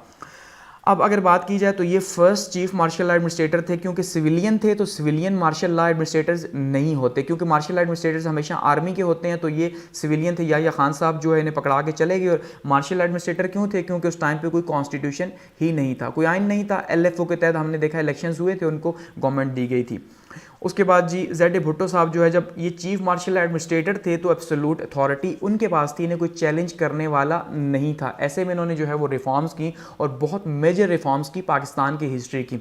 यानी ये सोशलिज्म वर्सेस कैपिटलिज्म एक जो है एक मुकाबला था कि जो कैपिटलिज्म की रिफॉर्म्स थी वो लेके आए थे अयूब खान साहब, कि अयूब खान की जितनी रिफॉर्म्स थी वो सारी की सारी सरमायादारों के लिए या सरमायादाराना निज़ाम को प्रमोट करने के लिए थी। इसी तरह से जो रिफॉर्म्स थे जुल्फ़िकार भुट्टो साहब की, वो सारे की सारी जो है वो सोशलिज्म की रिफॉर्म्स थी या गरीबों के लिए थी, ठीक है। यानी क्योंकि ये सोशलिज्म से बहुत ज़्यादा इंस्पायर थे और इनका ख्याल था जुल्फ़िकार भुट्टो साहब का कि मुल्क में अगर गुर्बत जो है उसका खात्मा करना है तो उसके लिए सोशलिज्म लेके आना पड़ेगा, कैपिटलिज्म नहीं कि जहां अमीर अमीर तर हो, वो सिस्टम पाकिस्तान के लिए बेहतर नहीं। तो इन्होंने उसके अपोजिट सिस्टम दिया सोशलिज्म का, जो रशिया के अंदर उस टाइम पर जो है वो चल रहा था या चाइना के अंदर था। तो वो सिस्टम जो है इन्होंने देने की कोशिश की और रिफॉर्म्स लेके आए। उसमें इकोनॉमिक रिफॉर्म्स थी, एग्रीकल्चर रिफॉर्म्स थी, लेबर रिफॉर्म थी और इंडस्ट्रियल रिफॉर्म्स थी। अगर इकोनॉमिक रिफॉर्म्स की बात की जाए तो सबसे पहले उन्होंने जो है वो सब्सिडी दी हर रेट के ऊपर गरीबों के लिए, क्योंकि गरीबों का स्लोगन लेके आए थे, गरीबों के बहुत बड़े लीडर माने जाते हैं, तो उन्होंने सब्सिडी दी हर एक के ऊपर। और सब्सिडी आप जानते हैं कि गवर्नमेंट खुद से पैसे पे करती है ताकि जो है वो आवाम तक जो है वो चीज़ सस्ते दामों पहुँच सके। इसके अलावा जो सीड्स थे, फर्टिलाइजर्स थे या ट्रैक्टर्स वगैरह थे वो किसानों को दिए गए। अच्छा, स्केल्स जो है गवर्नमेंट सर्विसेज के अंदर वो यूनिफॉर्म कर दिए गए, सबको 22 स्केल कर दिया कि भाई कोई जो है वो अफसर कोई छोटा नहीं, सब ने अपने काम करने अपने लिहाज से, सब एक बराबर हैं। लोन फैसिलिटी जो है वो दी गई किसानों को भी और गवर्नमेंट सर्विस को भी कि भाई आप लोन लेके जो है वो अपने लिए आसानी पैदा कर सकते हैं, कोई कारोबार करना चाहते हैं या कुछ भी। अच्छा, फ़ी एग्जम्पशन जो है वो गरीब जो स्टूडेंट्स थे उनकी फ़ीस माफ़ कर दी गई। पेंशनर जो है उसकी डेथ की सूरत में उसकी जो बेवा थी वो पेंशन ले सकती थी। और पुलिस के लिए जो है वो बहुत सी रिफॉर्म्स लेके आए। एग्रीकल्चर रिफॉर्म्स की या ज़री रिफॉर्म्स की बात की जाए तो ज़री रिफॉर्म्स की थी अयूब खान साहब ने भी, अब इन्होंने भी की। तो इन्होंने क्या किया जी, 1 मार्च 1972 को जो है वो ये अनाउंस किया और लैंड की लिमिट रख दी। अयूब खान साहब ने भी लैंड की लिमिट रखी थी, इन्होंने भी रखी। इन्होंने क्या किया जी, इन्होंने कहा जो बारानी जो एरीगेटेड लैंड है, ठीक है जी, अब उसको क्या है जी, उसकी जो लिमिट है वो 500 है। यानी कि 500 अगर किसी के पास मौजूद है 500 एकड़ ज़मीन, तो उसमें से वो सिर्फ 150 एकड़ रख सकता है, और जिसके पास 1000 मौजूद है वो सिर्फ 300 एकड़ जो है वो रखेगा, बारानी और नहरी, ठीक है। अब नहरी जो है क्योंकि वो ज़्यादा नहरों से पानी लगता है तो ज़ाहिर बात है जिस टाइम मर्जी लगे वो ज़्यादा जो है फर्टाइल होती हैं। जो एरिड लैंड्स हैं यानी बारानी हैं, जो बारिश के पानी से जो है वो सैराब होती हैं, तो बारिश तो फिर अब जब होगी तभी वहाँ पे होगी, तो इसलिए इसकी लिमिट ज़्यादा थी और इसकी लिमिट कम थी। तो इससे ज़्यादा जो ज़मीन थी वो गवर्नमेंट अपने कब्जे में ले ली और जो मज़ारीन थे उनमें तकसीम कर दी, छोटे किसानों में तकसीम कर दी ताकि वो उसके ऊपर काम कर सकें। मज़ारीन के जो राइट्स थे, क्योंकि मज़ारीन गरीब थे और पाकिस्तान तो वैसे भी 65% इसकी इकॉनमी बेस ही एग्रीकल्चर के ऊपर करती है, तो बहुत बड़ी तादाद है एक मज़ारीन की, तो उनको उनके राइट्स को प्रोटेक्ट किया गया इसके अंदर। इसके अलावा इन्हें हक़ शुफ़ा भी दिया गया, यानी कि आप अगर कोई प्रॉपर्टी जो है वो बाहर सेल कर रहे हैं, कोई जो ज़मींदार है तो पहले जो है वो अपने किसान को देगा। सेकंड फेज़ इसका अनाउंस किया गया लेकिन वो अप्लाई नहीं हो सका 1977 के अंदर जब दोबारा से इलेक्शंस हुए। तो लेबर रिफॉर्म्स थी, क्योंकि ये जैसे मैंने कहा गरीबों का स्लोगन लेके आए थे और सोशलिज्म था, तो सोशलिज्म बेस ही इसी के ऊपर करता है कि लेबर हुकूमत, यानी गरीबों की हुकूमत या मजदूरों की हुकूमत जो है उसी को सोशलिज्म नॉर्मली रशिया के अंदर कहा जाता है, ठीक है। तो वहीं से एक कॉन्सेप्ट आया कम्युनिज्म या सोशलिज्म का। तो लेबर्स के लिए रिफॉर्म बहुत ज़्यादा इंपॉर्टेंट थी इनके लिए, तो उन्होंने लेबर्स के रिफॉर्म फर्स्ट टाइम हिस्ट्री के अंदर, पाकिस्तान की हिस्ट्री के अंदर जो मजदूर थे उन मजदूरों के लिए जो है रिफॉर्म्स लेके आए। लेबर राइट्स की बात की गई। अच्छा जी, कंपनसेशन दी गई उन्हें इंजरी की शक्ल में, अगर इंजरी की सूरत में अगर उन्हें कोई यानी ज़ख्मी हो जाते हैं तो उन्हें पैसे दिए जाएंगे, पहले तो कोई पूछता नहीं था। अगर वो रिटायर्ड हो जाएंगे तो उन्हें पेंशन की फैसिलिटी दी गई। इसी तरह से ट्रेड यूनियन जो है वो उसको बनाया गया ताकि उनके राइट्स को प्रोटेक्ट किया जा सके। तो यानी लेबर्स के लिए बहुत सी रिफॉर्म्स लेके आए।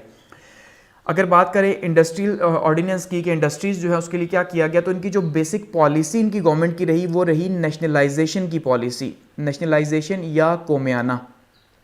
अब कोमियाना क्या है कि सरकारी तहवील में लेना या कौमी तहवील के अंदर जो है प्राइवेट प्रॉपर्टी को जब लिया जाता है तो वो क्या है, वो कोमियाना है या नेशनलिज्म है, नेशनलाइजेशन है। उसी के अपोजिट जो है वो प्राइवेटाइजेशन है, प्राइवेट करना चीज़ों को, यानी कि जो गवर्नमेंट के पास चीज़ें हैं उनको भी प्राइवेट लोगों को सेल कर देना, जो उसके बाद हम आगे देखेंगे।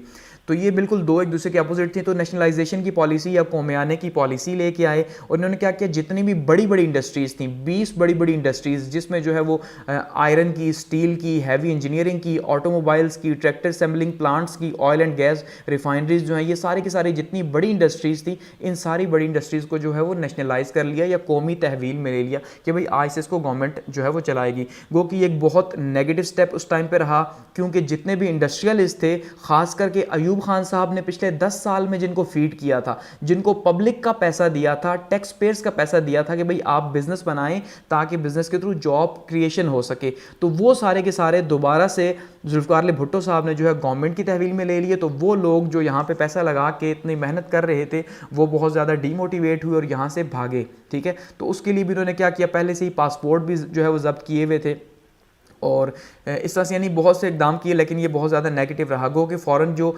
डायरेक्ट जो यहाँ पे इन्वेस्टमेंट थी उनको जो है उसको नहीं छेड़ा गया, फ़ॉरेन डायरेक्ट इन्वेस्टमेंट या FDI जिसको कहा जाता है उसको नहीं छेड़ा गया। इसके अलावा लाइफ इंश्योरेंस जो थी उसको स्टेट लाइफ के अंडर कर दिया गया 19 मार्च 1972 को, कि स्टेट लाइफ जो है उसको हेड बनाया गया, उसके अंडर जो है छोटी छोटी जितनी कंपनीज थी प्राइवेट सारी उसके अंडर कर दी गई। स्टेट बैंक जो है उसके अंडर जो है सारे के सारे छोटे बैंक्स कर दिए गए, बिल्कुल इसी तरह से स्टेट बैंक को हेड बना दिया गया 1972 में। और एजुकेशनल रिफॉर्म्स लेके आए, जितने भी प्राइवेट इदारे थे उन सारे के सबको नेशनलाइज कर लिया, सिवाय कुछ एक दो को छोड़ के, जिससे जो है वो एक मोनोपोली भी उनकी क्रिएट हुई और इससे इनके ऊपर तनकीद भी हुई। तो ओवरऑल ये जो है भुट्टो साहब की रिफॉर्म्स रहीं इनके टाइम के अंदर, जो कि इनके ख्याल में पाकिस्तान को तब्दील करने की एक कोशिश थी। मज़ीद अगर देखें इनके जो कारनामे रहे वो क्या थे, तो उसमें शिमला एग्रीमेंट जो है इनका हकीकत में एक बहुत बड़ा कारनामा जो है वो माना जाता है। और ये कारनामा क्यों माना जाता है शिमला एग्रीमेंट, क्योंकि देखिए शिमला एग्रीमेंट एक्चुअली में क्या है कि अब वो जो 93,000 हमारे जो फ़ौजी और सिविलियन जो थे वो 1971 की वॉर की वजह से जो है वो इंडिया की तहवील में थे, तो अब उनको वापस तो लेके आना था। अब उनको कैसे वापस लेके आएँ, तो ऐसे में एक बहुत बड़ा चैलेंज था।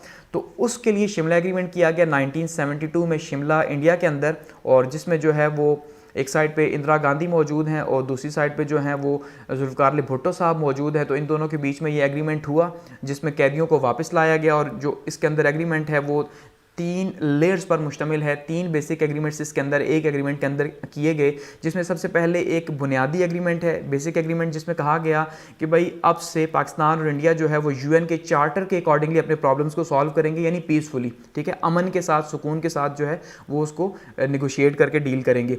बायलैटरल रिलेशंस जो हैं उनको मुस्तहकम किया जाएगा, यानी जो दो तरफा ताल्लुकात हैं, ठीक है, दो तरफा ताल्लुकात को बहाल किया जाएगा, लेकिन इसके बीच में थर्ड पार्टी नहीं आएगी, यानी कोई तीसरा मुल्क जो है वो इसके बीच में नहीं आएगा, बल्कि दोनों मिल के जो है आपस में फैसला करेंगे। इसी तरह से जो टेरिटरीज़ हैं उनको रिस्टोर किया जाएगा, जो एक दूसरे की ली हुई हैं उनको जो है वो उन टेरिटरीज़ को वापस किया जाएगा। इसी तरह से कहा गया जी जो इंटरनल अफेयर्स हैं एक दूसरे के ममालिक के, अंदरूनी जो मामलात हैं, उन अंदरूनी मामलात में कोई दूसरा मुल्क दखलंदाजी नहीं करेगा, यानी अगर पाकिस्तान के इंटरनल अफेयर्स हैं तो उसमें इंडिया दखलंदाजी नहीं करेगा, और इंडिया के हैं तो पाकिस्तान नहीं करेगा, यानी अपनी एजेंसीज जो हैं उनको कंट्रोल किया जाएगा। रॉ या ISI की अगर हम बात करें तो गो कि आज तक नहीं हो सका। और इस तरह कहा गया कि वॉर जो है वो किसी प्रॉब्लम का सोल्यूशन नहीं, तो टेबल टॉक जो है उसके थ्रू जो है वो बातचीत की जाएगी, बैठ के बातचीत करेंगे।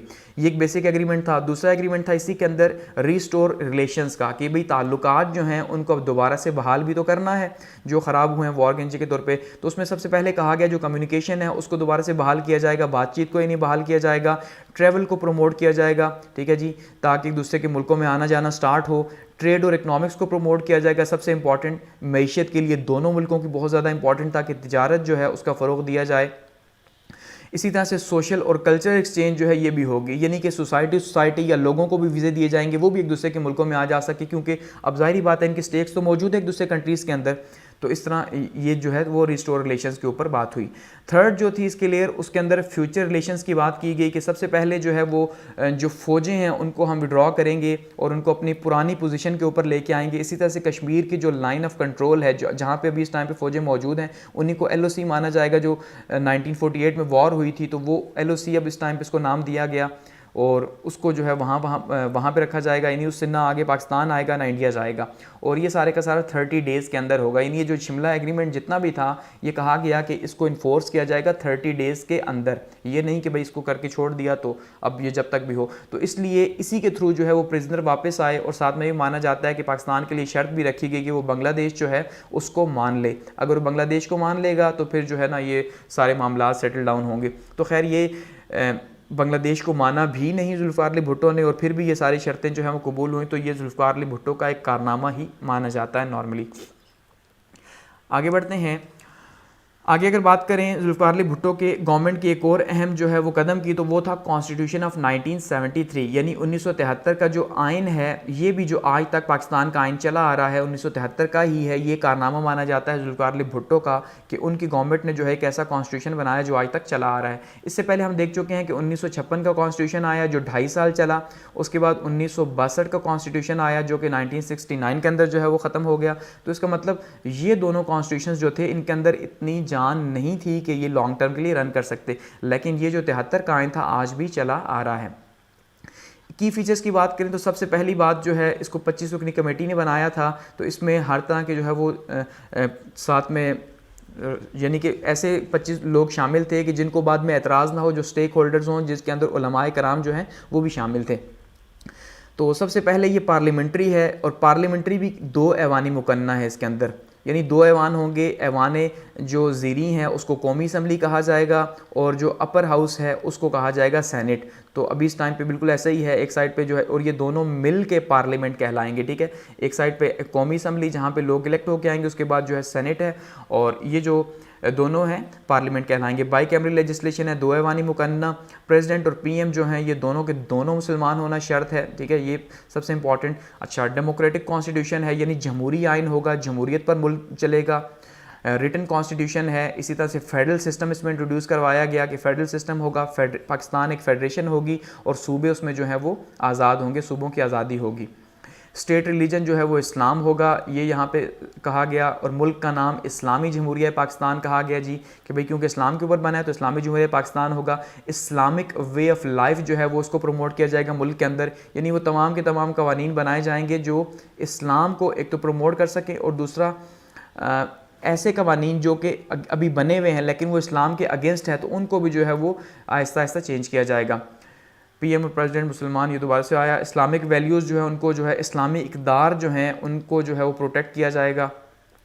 इस्लामिक आइडियोलॉजिकल कौंसिल, इस्लामी नज़रियाती कौंसिल जो है इसके अंदर बनाई गई, जो जिसका काम ही ये था कि कवानीन जितने भी हैं हुकूमत को प्रपोज़ करे इस्लामी कवानीन, और जो नए हैं उनको एक तो नज़रसानी करे, और जो पुराने हैं उनको भी अगर कोई इस्लाम के ख़िलाफ़ है तो चेंज किया जाए।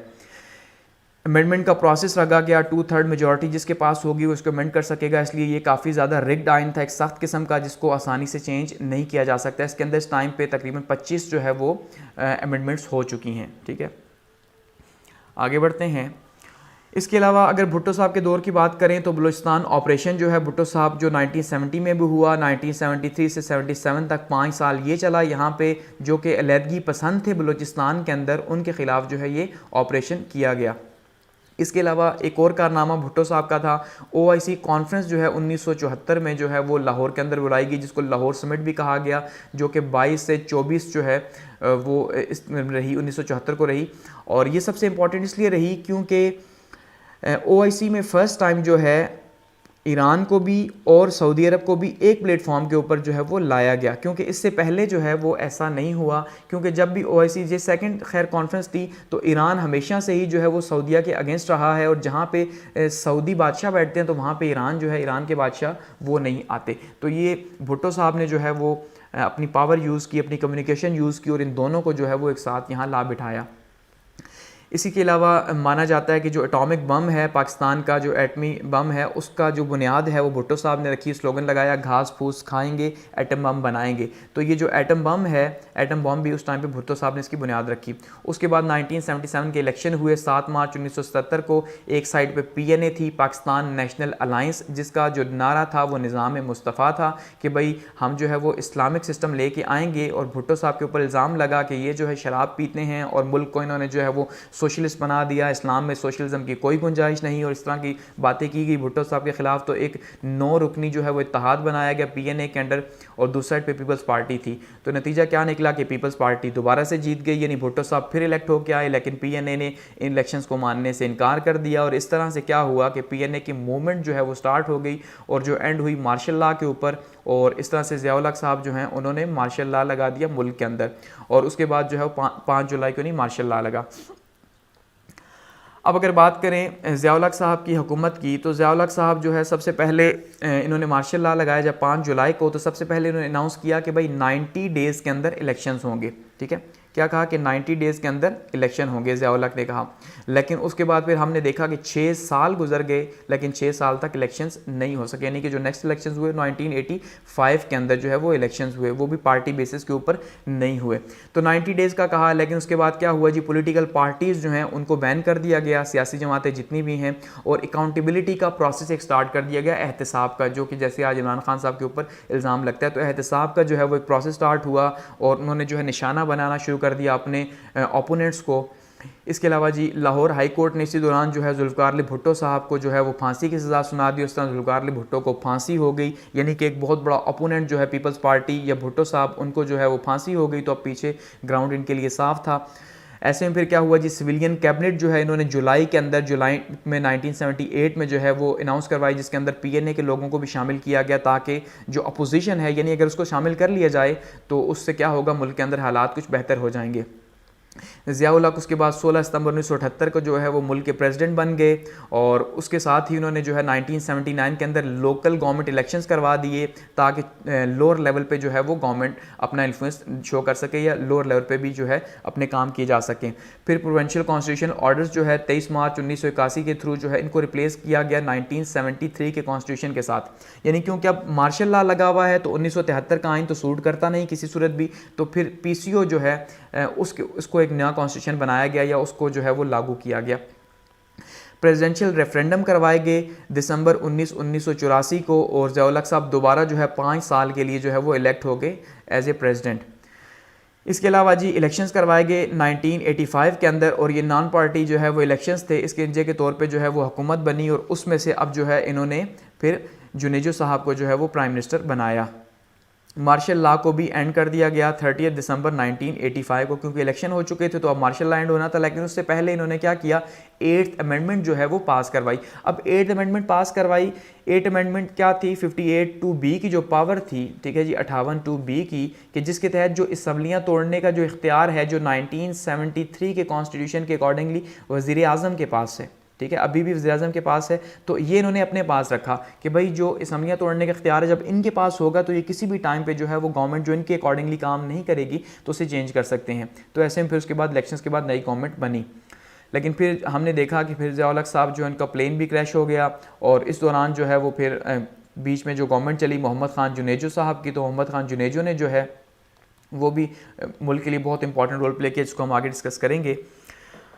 अब बात करते हैं इस्लामाइजेशन ऑफ ज़िया-उल हक की, ठीक है, कि ज़िया-उल हक साहब जो हैं इन्होंने जो इस्लामी कवानीन जो हैं उनको इंट्रोड्यूस करवाया। वो इस्लामी कवानीन कौन कौन से थे इनके ज़माने में, ठीक है। अब इस्लामी कवानीन इंट्रोड्यूस तो करवाए गए लेकिन इनके ऊपर इल्ज़ाम लगता है जैसे कि जो लेफ़्ट विंग है, जो लिबरल्स हैं, वो ये मानते हैं कि ये वक्त की ज़रूरत थी, क्योंकि उस टाइम पे अफ़गान जो वॉर थी, अफ़गान वॉर की वजह से जो है इन्होंने मुल्क को सारे का सारा इस्लामी खोल पहना दिया। और जो राइट विंग है वो ये मानता है कि नहीं भाई ये बहुत अल्लाह वाले थे और इस वजह से जो है इन्होंने ये सारे का सारा किया, यानी इस्लामी कवानीन लेके आए। उसमें सबसे पहले हुदूद ऑर्डीनेंस जो है 10 फरवरी 1969 को लेके आए। हुदूद ऑर्डीनेंस यानी कुरान और सुन्ना के मुताबिक सज़ाएँ देना जो है वो उसको लागू किया गया। ज़कात और उशर का ऑर्डीनेंस 20 जुलाई 1920 को जो है वो पास किया गया और ज़कात फाउंडेशन जो है वो बनाएगी फरवरी 1982 के अंदर। और इस फाउंडेशन का पर्पज़ क्या था कि जो लोग भी ज़कात लेने आते हैं उनको ट्रेन किया जाए, उनको हुनर सिखाया जाए ताकि वो दोबारा जो है नेक्स्ट टाइम दोबारा से ज़कात ना मांगे, और ये बहुत अच्छा इक़दाम था। इसी तरह से फेडरल शरिया कोर्ट जो है वफाकी शरी अदालतें जो हैं उनको जो है वो उनका क़याम अमल में लाया गया ताकि सज़ाएँ इस्लामी कवानीन के मुताबिक दी जा सकें। उसके लिए क्या हुआ कि हाई कोर्ट के अंदर एक तो 3 जजेस जो है वो मुकर्रर किए गए और सुप्रीम कोर्ट के अंदर जो है वो अपीलेट कोर्ट जो है उसका बनाया गया शरिया बेंच का, कि भाई कोई अपील करना चाहे तो यहाँ पर अपील कर सकता है। इस तरह से पाकिस्तान स्टडीज़ और इस्लामियात की जो एजुकेशन है इसको जो है वो कंपलसरी करार दिया गया ग्रेजुएशन तक, यानी 14वीं तक।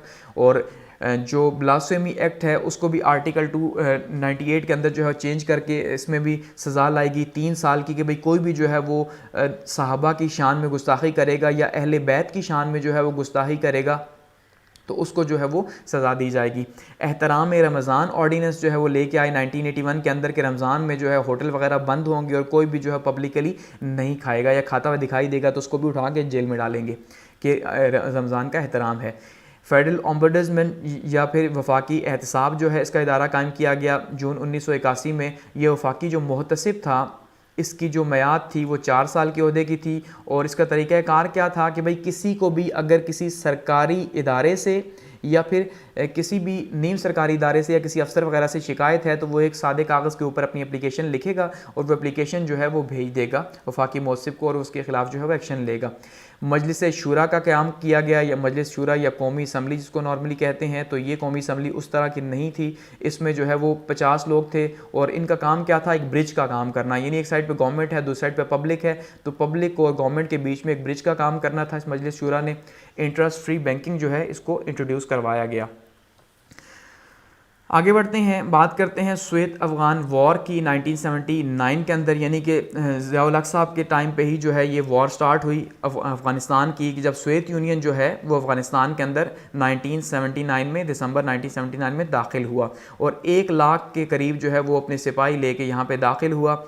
अब जब दाखिल हुआ तो माना ही जाता है कि पाकिस्तान जो है उसने इसमें बहुत इंपॉर्टेंट रोल प्ले किया, क्योंकि पाकिस्तान ये जानता था कि जो सोवियत यूनियन है, सोवियत यूनियन का जो पर्पज़ है वो अफ़गानिस्तान में आने का वो ये है कि ये यहाँ से होता हुआ पाकिस्तान को भी जो है वो कनकर करे और उसके बाद जो है ये बहरे अरब तक जो है वो वहाँ तक पहुँचे, यानी इसे गर्म पानियों की तलाश है नॉर्मली जो कहा जाता है। तो इसलिए पाकिस्तान ने ये फैसला किया कि सोवियत यूनियन जो है इसको वहीं पे तोड़ा जाए और उसके ख़िलाफ़ वहाँ पे एक प्रॉक्सी वॉर स्टार्ट की जाए। तो पाकिस्तान ने बहुत इंपॉर्टेंट रोल प्ले किया। अब इस वॉर के नतीजे के तौर पे तकरीबन कोई 35 लाख के करीब जो है वो मुहाजिरीन भी पाकिस्तान में आए, ये भी एक बहुत बड़ा बर्डन पाकिस्तान के लिए बना। तो पाकिस्तान वैसे ही जो है इसका एक प्लेयर बन गया, क्योंकि इतने ज़्यादा मुहाजिरीन यहाँ पे आए, साथ में ईरान गए। तो इसमें फिर क्या हुआ जी, इस्लामिक कंट्रीज़ जो है उसकी एक कॉन्फ्रेंस बुलाई गई और उन्होंने भी सपोर्ट किया पाकिस्तान को कि भाई अब ये जिहाद का टाइम है तो हमें अफ़गानिस्तान की मदद करनी चाहिए। इस्लामिक कंट्रीज़ ने भी ये कहा। यूएस के रोल की बात की जाए तो ये कोल्ड वॉर का एरा था जब रशिया और अमेरिका जो है आपस में लड़ रहे थे, तो ऐसे में यूएस ने भी सपोर्ट किया। यूएस ने कैसे सपोर्ट किया कि यूएस ने जो है वो डॉलर्स दिए और पाकिस्तान की मदद की, और सऊदी अरब जो है उसने भी पाकिस्तान की मदद की। सऊदी अरब ने मैन पावर प्रोवाइड की, यानी कि लड़ने के लिए मुजाहिदीन जो हैं वो मुहैया किए गए सऊदी अरब ने, ठीक है। और साथ में जो पैसे थे वो अमेरिका ने प्रोवाइड किए और इस तरह पाकिस्तान ने जो है उन्हें ट्रेनिंग दी और इस तरह से जो है ये एक वॉर लड़ी गई जो 10 सालों पर मुश्तमिल थी। और इस 10 सालों में जो है वो कामयाबी जो है वो पाकिस्तान को हासिल हुई और नतीजे के तौर पर जो सोवियत यूनियन है उसको यहाँ पर शदीद किस्म का नुकसान हुआ और तकरीबन 50 लाख के करीब जो है ये 10 सालों में अपने फ़ौजी गंवा बैठा। और साथ में जो मईशत के ऊपर उसका जो असर था, जो रशियन मईशत के ऊपर था सोवियत यूनियन की, वो भी बहुत बुरा हुआ। और नतीजे में जब मिखाइल गोर्बाचोव जो है उनकी गवर्नमेंट आई तो उन्होंने यहाँ से वापस जाने का फ़ैसला कर लिया। अब इसी के कॉन्टेक्स्ट में आगे है जुनेवा एकर्ड। जुनेवा एकर्ड क्या है या जुनेवा मुआहिदा क्या है कि अब जब रशिया को यहाँ पे बहुत ज़्यादा लॉस हुआ इकनॉमिकली भी और साथ में उनको 50 लाख फ़ौजियों का नुकसान भी हुआ, तो उन्होंने फ़ैसला किया यहाँ से वापस जाने का। तो फिर ये मुआहिदा हुआ पाकिस्तान के और रशिया के बीच में, यूएन जो है उसको बीच में लाया गया और यूएन के ताउन से जो है ये जुनेवा के अंदर पाकिस्तान और रशिया के बीच में मुआहिदा हुआ। और इसमें रशिया ने ये कहा कि भाई जो है वो यहाँ से फोर्सेस विड्रॉल कर लेगा, 15 मई 1988 तक जो है अपने ट्रूप्स को वापस लेके जाना स्टार्ट कर देगा। अब यहाँ पे कुछ इख्तिलाफात भी पैदा हुए। इख्तिलाफात किस बात के ऊपर पैदा हुए कि जो मोहम्मद ख़ान जुनेजो साहब थे जो उस टाइम पे प्राइम मिनिस्टर थे पाकिस्तान के, ठीक है, जिनको ज़िया-उल हक साहब खुद अपनी मर्ज़ी से लेके आए थे, ये चाहते थे कि साइन कर दिए जाएं 1 मार्च तक। इन्होंने कहा साइन कर दें ताकि ये पूरे का पूरा प्रोसेस ख़त्म हो और अफगानिस्तान से रशिया वापस जाए। लेकिन ज़िया-उल हक ऐसा नहीं चाहते थे। ज़िया-उल हक ये समझते थे कि अगर रशिया वैसे ही हिंदुस्तान को छोड़ के चला गया तो पीछे जो है वो एक सिविल वॉर जो है स्टार्ट हो जाएगी और वो पाकिस्तान के हक़ में नहीं। इसलिए जो है बहुत ज़्यादा ज़रूरी है कि यहाँ पर एक हुकूमत जो है वो बनाई जाए और हुकूमत भी किसकी, तालिबान की हुकूमत बनाई जाए ताकि यहाँ पे हालात ठीक रहें, क्योंकि इन्फ्लुएंस उनका है तो इस वजह से। लेकिन फिर इख्तिलाफात जो है वो पैदा हो गए अपनी गवर्नमेंट के अंदर भी। और इसी वजह से जो है साथ में कुछ और इख्तिलाफात भी पैदा हुए। खैर ये जुनेवा एकॉर्ड यहाँ पे जो है वो ख़त्म हो गया, जिसका असल पर्पज़ क्या था कि भाई रशिया और जो है पाकिस्तान है उनके बीच में माहिदा तय पाया कि अफ़गानिस्तान से रशिया को वापस जाना है, अपने ट्रूप्स निकालने हैं। लेकिन इसकी वजह से जब इख्तिलाफात पैदा हुए, साथ में कुछ और बयानात हुए, साथ में ओजड़ी कैंप का जो है वो वाक़या हुआ 1988 के अंदर, ठीक है। तो फिर जो है वो जुनेजो साहब की गवर्नमेंट को घर भेज दिया गया 30 मई 1988 को, ठीक है। और इस तरह से फिर ज़िया-उल हक साहब का जो है वो प्लेन क्रैश हो गया। जब प्लेन क्रैश हुआ तो ज़िया-उल हक का एरा भी ख़त्म हो गया इस तरह से, क्योंकि वो भी जो है वो बहावलपुर एयरपोर्ट से जब उन्होंने जो है वो परवाज़ भरी तो उनके साथ C-130 के अंदर मौजूद थे, साथ में अमेरिकन एम्बेसडर थे, साथ में और लोग मौजूद थे। तो इस तरह से वो भी जो वहाँ पे शहीद हो गए और इस तरह से ज़िया-उल हक का एरा ख़त्म हुआ।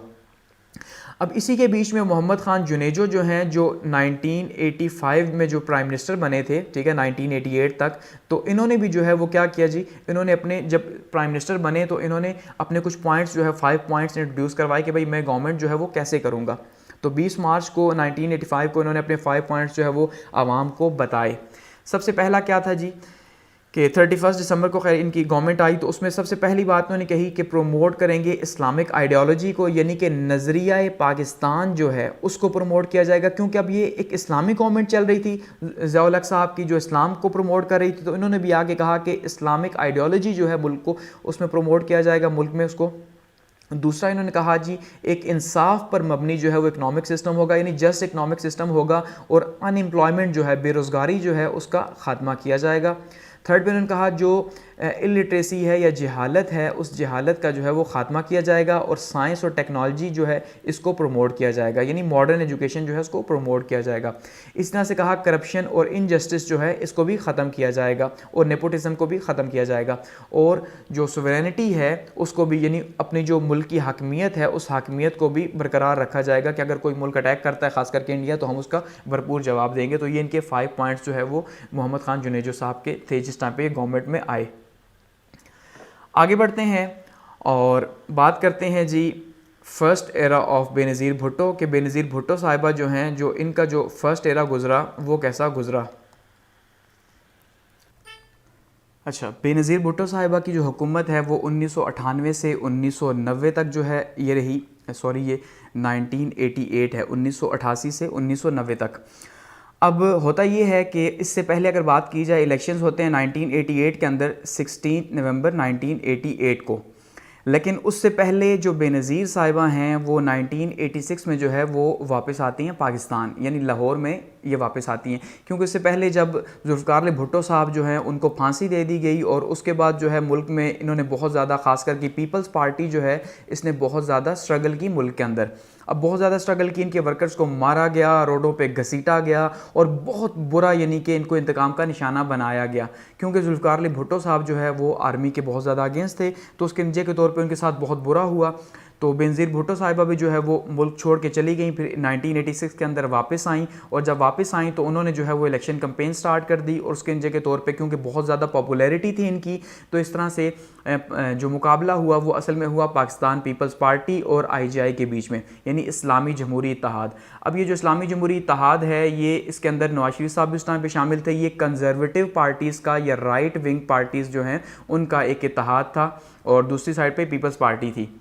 बावजूद इसके कि ये सारी की सारी पॉलिटिकल पार्टीज शामिल थी, उन्होंने हर तरह का हरबा इस्तेमाल किया, इवन गैर इखलाकी हथकंडे जो है वो भी इस्तेमाल किए गए बेनज़ीर साहिबा के ख़िलाफ़, और उनकी कैरेक्टर असैसिनेशन की गई, बहुत यानी कि बुरी तरह से उनको जो है ना उनकी पिक्चर्स फेंकी गई, सब कुछ किया गया। तो फिर भी जो है ये इलेक्शंस जीत गई, और इस तरह से ये फ़र्स्ट टाइम प्राइम मिनिस्टर बनी पाकिस्तान की।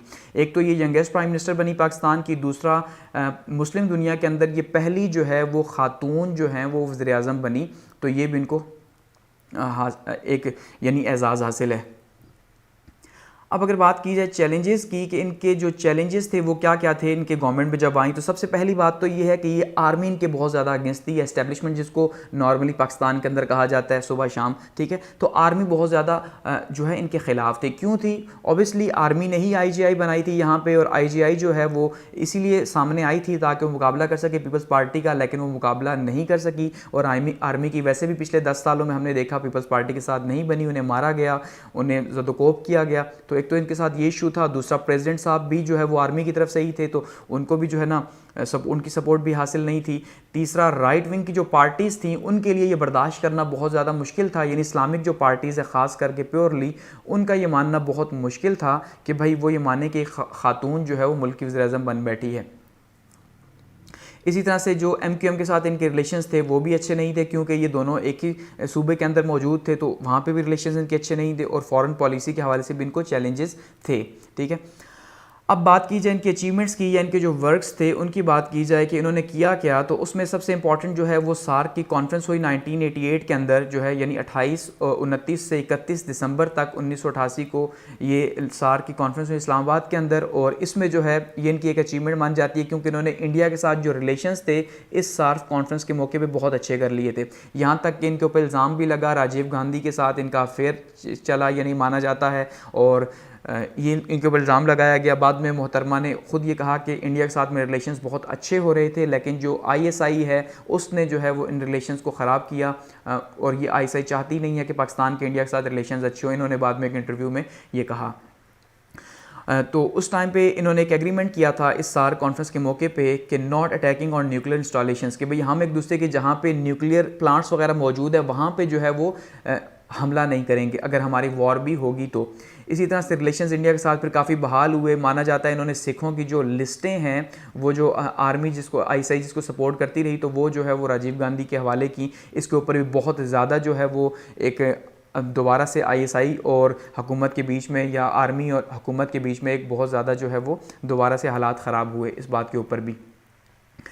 इस्लामिक कंट्रीज़ के साथ जो रिलेशंस हैं उनको प्रमोट किया गया। इसके अलावा नेशनल प्रेस ट्रस्ट जो है उसको तोड़ा गया और PTV बनाया गया। नेशनल प्रेस ट्रस्ट को पॉलिटिकल प्रिजनर्स जो हैं, यानी कि जो सियासी कैदी हैं, उन सियासी कैदियों को जो है वो आज़ाद किया गया, और ट्रेड यूनियन जो है उसको बहाल किया गया, क्योंकि ट्रेड यूनियन पहले और ख़ास करके लेबर यूनियन जो है ये भी ज़ियाउल हक साहब के ज़माने में जो है वो बंद थी, तो इसको भी जो है वो दोबारा से बहाल किया गया। लेबर यूनियन को पीपल्स वर्कर प्रोग्राम जो है इसका आगाज़ किया गया पेशावर के अंदर, और इसके थ्रू भी जो है वो जो गरीब लोग हैं उनके लिए जो है इसमें काम किया गया। अब अगर बात करें इनकी कंट्रोवर्सीज़ की कि इन्हें अपने फ़र्स्ट दौर के अंदर जो है वो किन किन कंट्रोवर्सीज़ का सामना करना पड़ा, किन किन तनाज़ात में ये झकड़ी रहीं, तो सबसे पहले उसमें सबसे बड़ा इशू MQM था और कराची के हालात थे, क्योंकि कराची के हालात MQM की वजह से वैसे ही ख़राब थे। जब से MQM बनी थी तो MQM की वजह से कराची के हालात ख़राब थे। ऊपर से फिर हुआ क्या कि एक ऑपरेशन हुआ, पक्का किला का ऑपरेशन। अब ये 30 नवंबर 1988 को जो है ये पक्का किला का ऑपरेशन हुआ, कि जिसमें कुछ लोग मोटर बाइक्स के ऊपर आए और उन्होंने पक्का किला में ये जो यहाँ पे मुहाजिरीन मौजूद थे, तो इनके ऊपर ख़वातीन भी थी, बच्चे भी थी, इनके ऊपर फायरिंग की, और यहाँ पे जो है वो तकरीबन माना जाता है 400 लोग जो है वो यहाँ पे कत्ल किए गए। और इसका इल्ज़ाम पीपल्स पार्टी के ऊपर लगा, हुकूमत के ऊपर लगा। उसके नतीजे के तौर पर कराची में नेक्स्ट डे से जो है वो दंगा फसाद शुरू हो गया, वहाँ पर मार दाड़ शुरू हो गई, वहाँ पर हालात ख़राब हो गए। तो इस तरह से ये इनका बहुत ज़्यादा जो है आज तक इशू माना जाता है कि भाई इन्होंने कत्लेआम किया मुहाजिरीन का। उसके अलावा इनके खिलाफ एक साजिश हुई, ऑपरेशन मिडनाइट जैकल या आधी रात का गीदड़।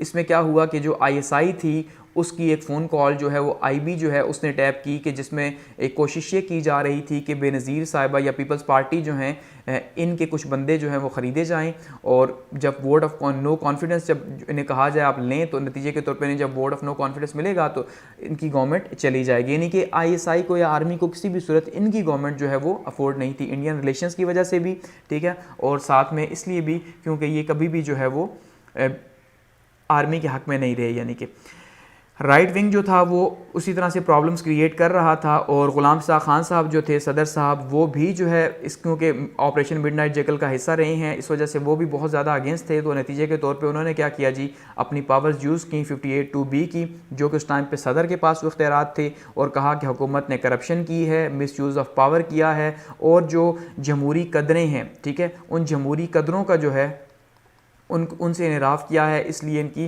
गवर्नमेंट को जो है वो डिसमिस कर दिया गया, बेनज़ीर भुट्टो साहिबा की फ़र्स्ट गवर्नमेंट को, ठीक है, इन कंट्रोवर्सीज़ की वजह से। तो इनकी हुकूमत को घर भेज दिया गया। गो कि करप्शन मौजूद थी, लेकिन उसके बावजूद जो है बहुत सी चीज़ें ऐसी थी जो अच्छी भी थी, लेकिन उनको फिर जो है वो रिप्लेस कर दिया गया। आगे बढ़ते हैं, बात करते हैं नवाज शरीफ साहब के फर्स्ट एरा की। अब बेनज़ीर साहिबा का एरा 1990 के अंदर एंड हुआ तो इलेक्शंस हुए। जब इलेक्शंस हुए तो इलेक्शंस के नतीजे के तौर पे जो है वो नवाज शरीफ साहब जीते, यानी IJI जीती, तो नवाज शरीफ जो है वो प्राइम मिनिस्टर बने फर्स्ट टाइम मुल्क के। इससे पहले ये 1985 से 1990 तक पंजाब के चीफ मिनिस्टर रह चुके थे। तो इनकी जब गवर्नमेंट बनी तो क्योंकि ये आर्मी के बिहाफ पे आए थे, ठीक है, और आर्मी की इनको सपोर्ट हासिल थी या इस्टेब्लिशमेंट की सपोर्ट हासिल थी, तो इसलिए इनको ये प्रॉब्लम नहीं था। लेकिन फिर क्या हुआ कि इनकी अगर बात की जाए पॉलिसीज़ के हवाले से, तो इकोनॉमिक पॉलिसीज़ में प्राइवेटाइजेशन को इन्होंने इंट्रोड्यूस करवाया, ठीक है, और 22 जनवरी को इन्होंने अनाउंस किया प्राइवेटाइजेशन को कि जितने भी इदारे जो कौमी तहवील में और जो खसारे में या नुकसान में जा रहे हैं उनको क्या करना था, उनको प्राइवेट करना था ताकि वो मुल्क के मफाद में बेहतर हो सके। लिबरलाइजेशन का एक बहुत इंपॉर्टेंट काम इन्होंने किया, यानी इकॉनमी को लिबरल कर दिया। अब इकॉनमी को लिबरल करने से क्या मुराद है कि इकॉनमी के ऊपर से जो हुकूमत का कंट्रोल था, यानी जो गवर्नमेंट कंट्रोल था इकॉनमी के ऊपर या मईशत के ऊपर, उसको ख़त्म कर दिया। क्योंकि ये एक IMF की शर्त भी थी उस टाइम पे भी, IMF से पाकिस्तान ले रहा था प्रोग्राम्स उनके, तो उन्होंने भी कहा था कि भाई आप अपनी इकॉनमी को लिबरलाइज करें, यानी जो गवर्नमेंट का इन्फ्लुएंस है डॉलर को कंट्रोल करने में या और चीज़ों में, वो ख़त्म किया जाए। तो ये उन्होंने एक बहुत इंपॉर्टेंट स्टेप उठाया। इंफ्रास्ट्रक्चर डेवलपमेंट के ऊपर बहुत ज़्यादा काम किया, जैसे कि जानते हैं जी मोटरवे जो है इन्होंने 1992 में उसको बुनियाद रखी। इसके अलावा भी छोटे मोटे काम जो रोडें सड़कें वगैरह बनानी थी वो।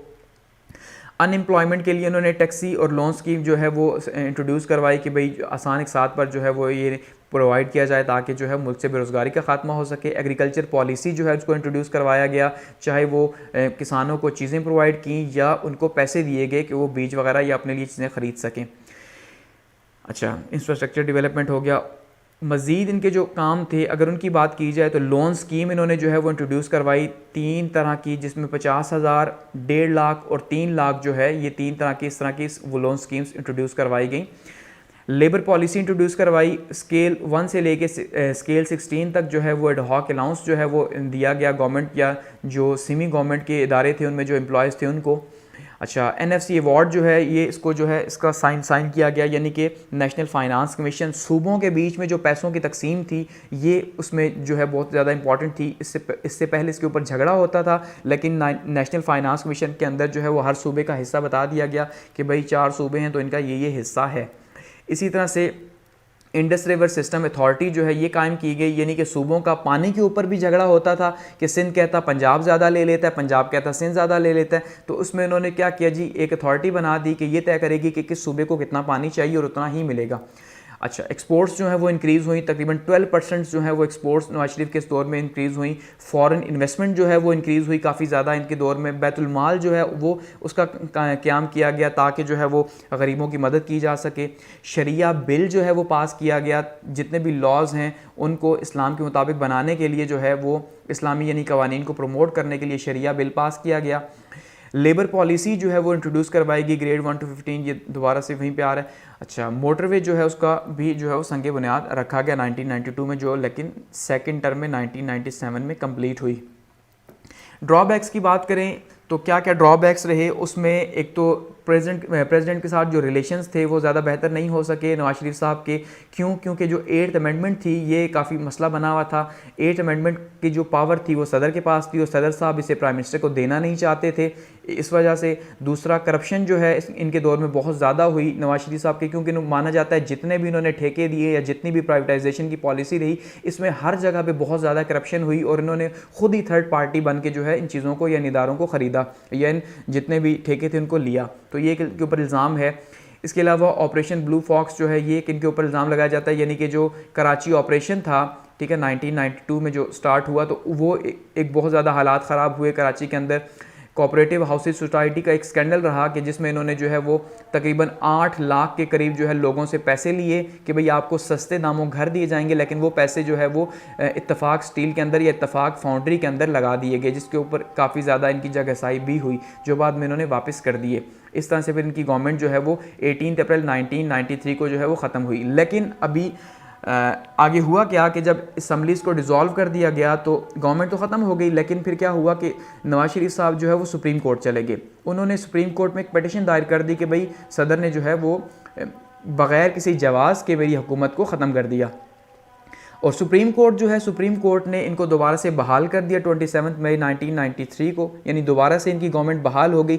लेकिन क्योंकि अब वो जो ट्रस्ट बना हुआ था वो टूट चुका था। एक साइड पे आर्मी जो थी, अब आर्मी भी जो है वो नहीं चाह रही थी नवाज शरीफ साहब की गवर्नमेंट को, दूसरी तरफ से जो प्रेसिडेंट साहब थे वो भी जो है उनके बीच में भी इश्यूज चल रहे थे। तो इस तरह से फैसला ये हुआ कि दोनों ही जो है वो जाएंगे, यानी प्राइम मिनिस्टर भी रिज़ाइन करे और प्रेसिडेंट भी रिज़ाइन करे और नई सिरे से जो है वो इलेक्शंस हों। तो इस तरह फिर दोनों को ही जो है वो 18 जुलाई 1993 को घर जाना पड़ गया। और वसीम सज्जाद साहब जो थे, जो उस टाइम पे सेनेट के चेयरमैन थे, ये एक्टिंग प्रेसिडेंट बने और मोइन कुरैशी जो हैं इनको इंटरिम प्राइम मिनिस्टर बनाया गया। आगे बात की जाए जी बेनज़ीर भुट्टो की सेकंड टर्म की, जो कि 1993 से 1996 तक रही, यानी 1993 से 1996 तक का ये दौर रहा बेनज़ीर भुट्टो साहिबा का। पहले हमने देखा कि 3 साल या तकरीबन 2.5 साल जो है ये इनकी हुकूमत रही, लेकिन करप्शन के चार्जेस के ऊपर चली गई। ठीक है, अब सेकंड टर्म इलेक्शंस होते हैं दोबारा से और इनकी गवर्नमेंट बनती है। तो सेकंड टर्म में जब इनकी गवर्नमेंट बनी तो 19 अक्टूबर 1994 को इनकी गवर्नमेंट बनी और सिंध और पंजाब के अंदर इनकी गवर्नमेंट बनी स्टार्ट के अंदर, और खैबर पख्तूनख्वा और बलूचिस्तान के अंदर जो है वो PMLN की, यानी कि नवाज शरीफ साहब की जो है गवर्नमेंट बनी। लेकिन फिर क्या हुआ कि बाद में इन्होंने KPK के अंदर भी और बलूचिस्तान के अंदर भी अपनी ही गवर्नमेंट बना ली नवाज शरीफ साहब की गवर्नमेंट को ख़त्म करके। तो ये एक इनका जो है वो पॉलिटिकल एक मूव थी। चैलेंजेस की बात की जाए तो इस्टेब्लिशमेंट इनके फर्स्ट टर्म में बहुत बड़ा चैलेंज इस्टेब्लिशमेंट के साथ रहा, अपोजिशन के साथ रहा, और इकॉनमी एक बहुत बड़ा चैलेंज था क्योंकि पाकिस्तान की इकॉनमी बहुत ही टफ हालात से गुजर रही थी, जैसे आज आप देख रहे हैं। तो इस्टेब्लिशमेंट के साथ उन्होंने फिर क्या किया, सेकंड टर्म में हालात को बेहतर रखने की कोशिश की और बहुत ही केयर से, बहुत ही ध्यान से जो है इन्होंने अपनी जो है वो कैबिनेट बनाई, ताकि दोबारा से आर्मी के साथ जो है या ब्यूरोक्रेसी के साथ हालात ख़राब ना हो, क्योंकि समझ गई थी कि इनके बिना गवर्नमेंट करना मुश्किल है। अपोजिशन तो खैर चैलेंज बनी ही रही। बात की जाए अगर अचीवमेंट्स की, तो अचीवमेंट्स में या इनके जो वर्क्स हैं उनमें तो KPK के अंदर इन्होंने गवर्नमेंट बनाई, बलूचिस्तान के अंदर गवर्नमेंट बनाई, US के साथ रिलेशंस को बेहतर किया, इन्होंने वुमेन राइट्स के ऊपर काम किया। गो के इल्ज़ाम ये लगता है कि इन्होंने वुमेन राइट्स के ऊपर कोई काम नहीं किया और कोई भी जो मेजर जो यानी कि अमेंडमेंट है कॉन्स्टिट्यूशन के अंदर वो नहीं हो सकी, या इवन ख़ास करके जो हुदूद ऑर्डिनेंस थे, ठीक है, वो बहुत ज़्यादा तनकीद का निशाना बनाया गया इन्हें ख़वातीन की तरफ से कि भाई हुदूद ऑर्डिनेंस जो ज़िया उल हक साहब ने जो है वो इंट्रोड्यूस करवाए थे, तो वो अभी तक जो है वो आपने चेंज नहीं किए। ठीक है, तो उनको वो चेंज नहीं कर सकी। इसी तरह से लिटरेसी जो है इसको इम्प्रूव किया गया, हेल्थ केयर की जो फैसिलिटीज़ थी उसको इम्प्रूव किया गया, ड्रग्स ट्रैफिकिंग जो है इसको कंट्रोल किया गया। अच्छा, फॉरेन पॉलिसी जो है इसको रिव्यू किया गया, लेकिन अब फॉरेन पॉलिसी क्योंकि ये समझ चुकी थी कि फ़ौज के बिना फॉरेन पॉलिसी नहीं बन सकती, तो फ़ौज के साथ ही इन्होंने मिलकर बनाई और कश्मीर इशू के ऊपर भी जो है इन्होंने काफ़ी स्टैंड लिया। लेकिन इंडिया के साथ हालात को भी साथ में इन्होंने जो है वो इम्पोर्टेंस दी इंडियन रिलेशंस के साथ। अब अगर बात की जाए ड्रॉबैक्स की कि ड्रॉबैक्स सेकंड टर्म के क्या रहे, तो एक तो सबसे पहला जो है इनका ड्रॉबैक क्या रहा कि जब इन्होंने बजट पेश किया तो जो नए टैक्सेस लगाए, तकरीबन 128 बिलियन के नए टैक्सेस लगा दिए उस बजट के अंदर, जिसकी वजह से इनके खिलाफ जो है वो हड़तालें शुरू हो गई, क्योंकि भाई इतने ज़्यादा आपने नए बजट जो है वो क्यों लगाए हैं। इसी तरह से जो प्रेसिडेंट के साथ रिलेशन थे वो रिलेशंस अच्छे नहीं थे इनके, ये भी इनका बहुत बड़ा मसला था, क्योंकि प्रेसिडेंट के साथ रिलेशन जो है वो नवाज शरीफ साहब जो है वो अच्छे बना रहे थे ताकि इनकी गवर्नमेंट को घर भेजा जा सके। मुर्तज़ा भुट्टो जो है किलिंग का इनके ऊपर इल्ज़ाम लगा कि इन्होंने अपने ही भाई को जो है वो मरवा दिया, गो के एक साइड पे इनके ऊपर इल्ज़ाम लगा, दूसरी साइड पे जरदारी को माना गया कि भाई जरदारी साहब जो हैं उन्होंने इनको कत्ल करवाया, तो ये मामला भी चला। कराची ऑपरेशन जो है इसकी वजह से हालात भी ख़राब हुए और ये भी इनके ऊपर इल्ज़ाम लगा, इकॉनमी जो है इसको भी ये सेटल नहीं कर सकी।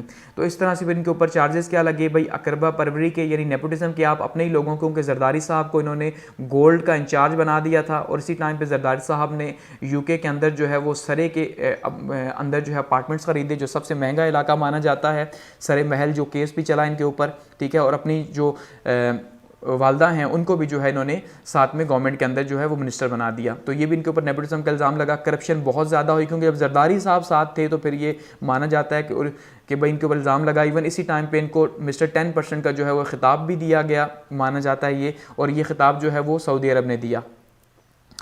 RGST के ऊपर जो है प्रोटेस्ट हुई 1996 के अंदर, यानी जनरल सेल्स टैक्स में जब इजाफा किया गया तो ताजिर वगैरह जो हैं वो रोडों पे निकल आए, जिसकी वजह से जो है इनकी गवर्नमेंट को जाना पड़ा।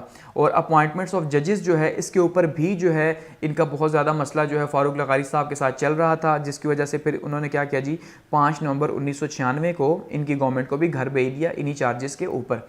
और बेनज़ीर जो है सुप्रीम कोर्ट गई कि शायद नवाज शरीफ साहब की तरह कोई इन्हें भी फेवर मिले, लेकिन सुप्रीम कोर्ट ने कोई फेवर नहीं दिया और नए इलेक्शंस जो है वो अनाउंस हो गए। आगे बात करते हैं नवाज शरीफ साहब के सेकंड टर्म की, कि नवाज शरीफ साहब का जो दूसरा दौर रहा वो कैसा रहा। तो उसमें देखिए इलेक्शंस हुए और इलेक्शंस के नतीजे के तौर पे पीपल्स पार्टी तो ऑब्वियसली रिजेक्ट हो चुकी थी और नवाज शरीफ साहब का सेकंड दौर जो है वो स्टार्ट हो गया 17 फरवरी 1997 से। अगर इनके चैलेंजेस की बात की जाए तो चैलेंजेस में प्रेसिडेंट के साथ हमेशा से, अब देखिए आप जितनी भी गवर्नमेंट्स अभी तक चली आ रही हैं पिछली 4, उनको प्रेसिडेंट के साथ इश्यूज़ हैं ही हैं। और इश्यूज़ का सबसे बड़ा रीज़न जो है वो अभी तक 8th अमेंडमेंट चल रहा है कि सदर जो है वो अपने इख्तियारात नहीं देना चाह रहा, जबकि वज़ीर-ए-आज़म जो है वो अपने इख्तियारात छोड़ना नहीं चाह रहा। तो यहाँ पर ये इशूज़ चल ही रहे हैं, ठीक है। तो जुडिशरी के साथ इशू था ही था, क्योंकि इनकी फ़र्स्ट टर्म में जो है वो जस्टिस सज्जाद अली शाह साहब के साथ जो है इनका इशू बना था यहाँ पे सुप्रीम कोर्ट के साथ, तो उस वजह से जुडिशरी के साथ इनके इश्यूज़ थे। इकॉनमी जो है वो भी इशू रहा, क्योंकि इकॉनमी दोबारा से IMF प्रोग्राम के पास जा रहे थे और हालात ज़्यादा ख़राब थे। लेकिन फिर अचीवमेंट्स की अगर बात करें तो मोटरवे जो है वो 1997 के अंदर जो है वो कंप्लीट हुआ, ये इनका बड़ा कारनामा ये मानते हैं, लेकिन जिसके अंदर माना जाता है कि करप्शन बहुत ज़्यादा हुई मोटरवे के अंदर। अच्छा, एटमी धमाके जो है इन्होंने किए, ये भी इनका बहुत बड़ा, यानी कि ये ख़ुद मानते हैं कि योम तकबीर जो ये मनाते हैं कि भाई एटमी धमाके हमने किए, योम तकबीर 28 मई को जो सेलिब्रेट की जाती है। इसके अलावा 13th अमेंडमेंट जो है 1 अप्रैल को इन्होंने पास की। 13th अमेंडमेंट क्या थी कि दोबारा से ये जो सदर के पास 8th अमेंडमेंट जो है इसके इख्तियारात हैं, 58(2)B की पावर है, ये दोबारा से प्राइम मिनिस्टर के पास आ गई। तो ये इन्होंने सबसे पहले अपने आप को सिक्योर किया कि भाई ताकि पावर तो वापस ली जाए, कि ऐसा ना हो सदर साहब दोबारा मुझे घर भेज दें। तो ये इनकी बहुत ही ज़बरदस्त किस्म की मूव मानी जाती है।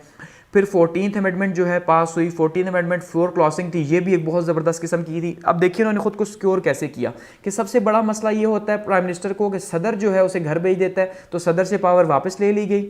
दूसरा फ्लोर क्रॉसिंग होती है कि वो जो ऑपरेशन मिडनाइट जैकल हमने देखा था बेनज़ीर के खिलाफ हुआ, कि वोट ऑफ नो कॉन्फिडेंस के लोग अपनी पार्टी के छोड़ के दूसरी पार्टी को ज्वाइन कर लेते हैं, तो ये मना किया गया कि भैया फ्लोर क्रॉसिंग नहीं हो सकती। और इसके ऊपर 18 अमेंडमेंट के ऊपर जो अपोजिशन थी यानी पीपल्स पार्टी जो थी वो सुप्रीम कोर्ट चली गई, और सुप्रीम कोर्ट में जस्टिस सज्जाद अली शाह जो हैं उन्होंने इसके खिलाफ यानी पीपल्स पार्टी को सपोर्ट किया, क्योंकि उनकी नवाज शरीफ के साथ पहले ही नहीं बन रही थी।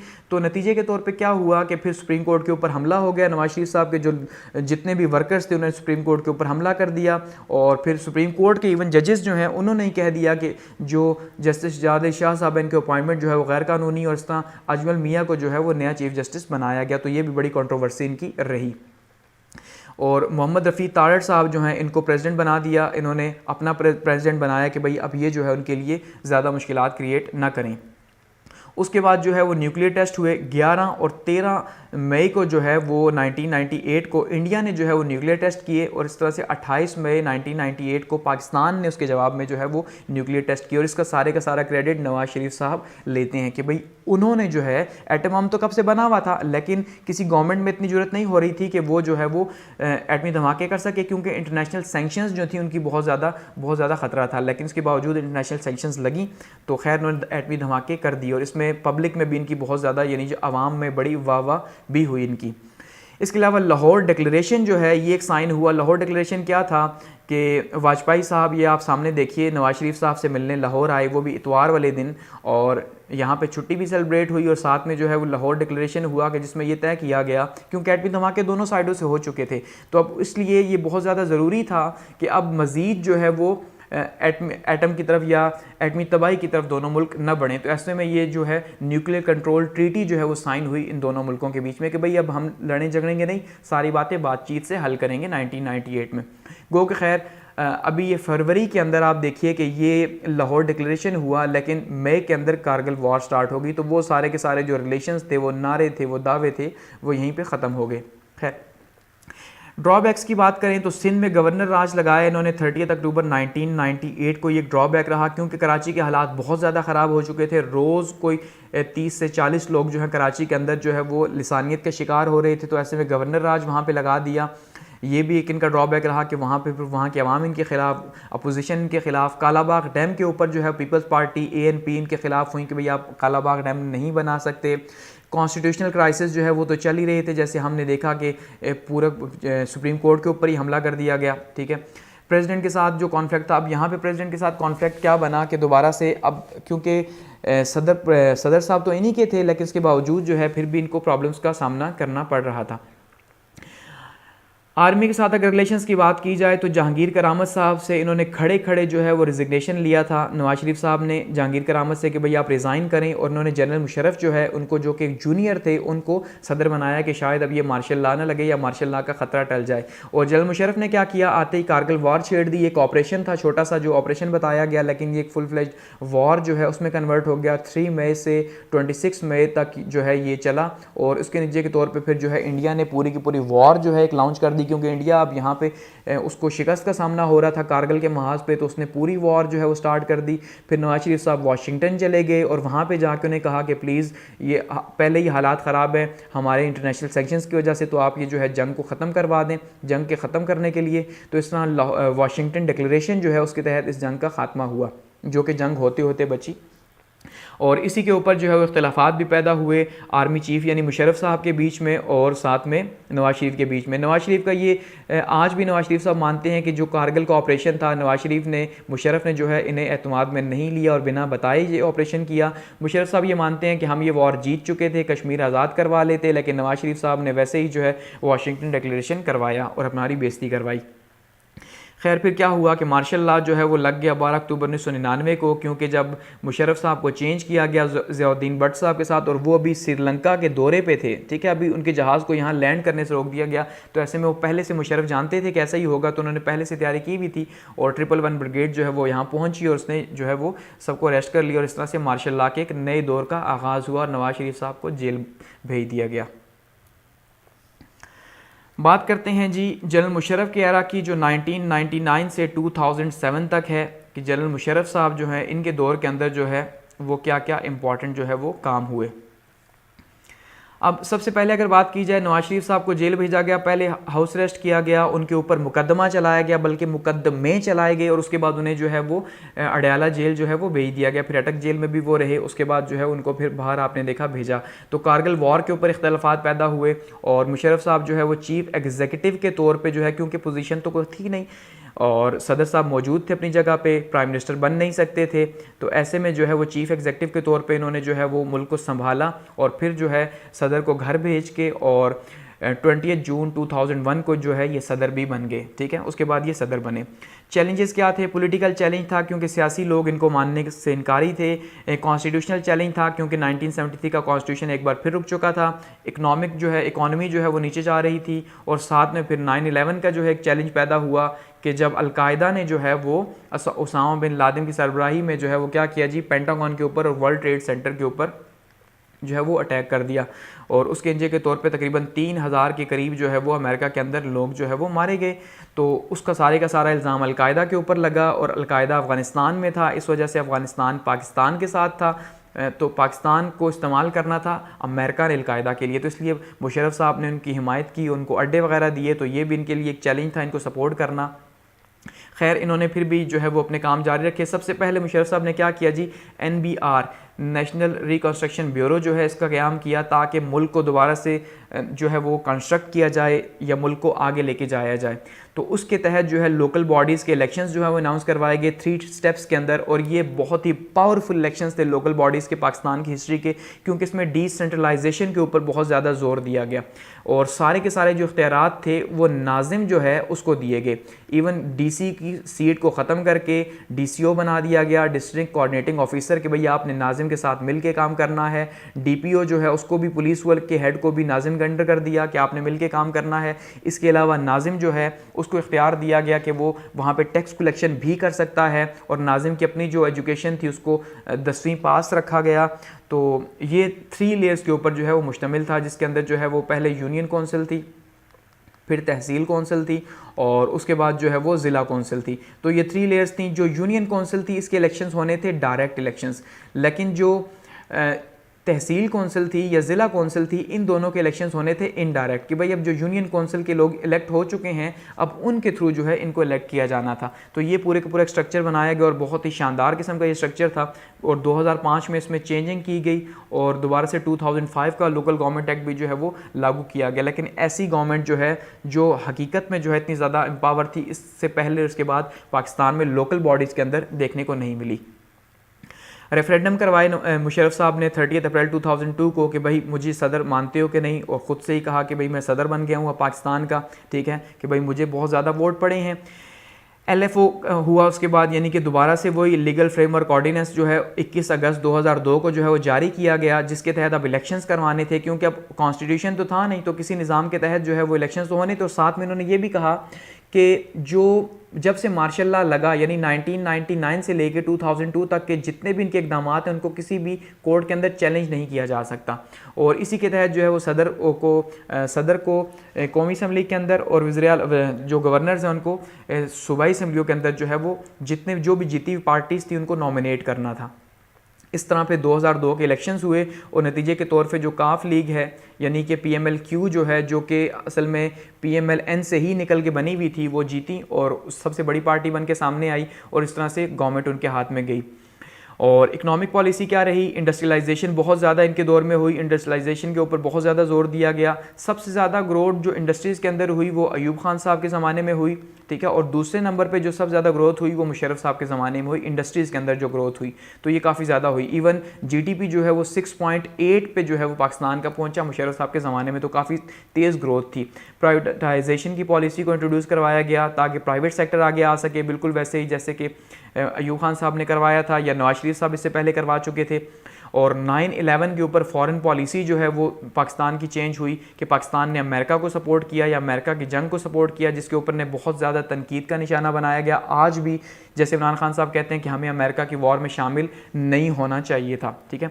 और उसके बाद शौकत अजीज़ साहब जो है वो जब पाकिस्तान के प्राइम मिनिस्टर बने, ठीक है, तो उसके बाद मुल्क जो है वो काफ़ी तेज़ से उसने भी ग्रोथ की, क्योंकि शौकत अजीज़ साहब एक बैंकर थे तो उन्होंने अपना एक्सपीरियंस जो है वो यूज़ किया।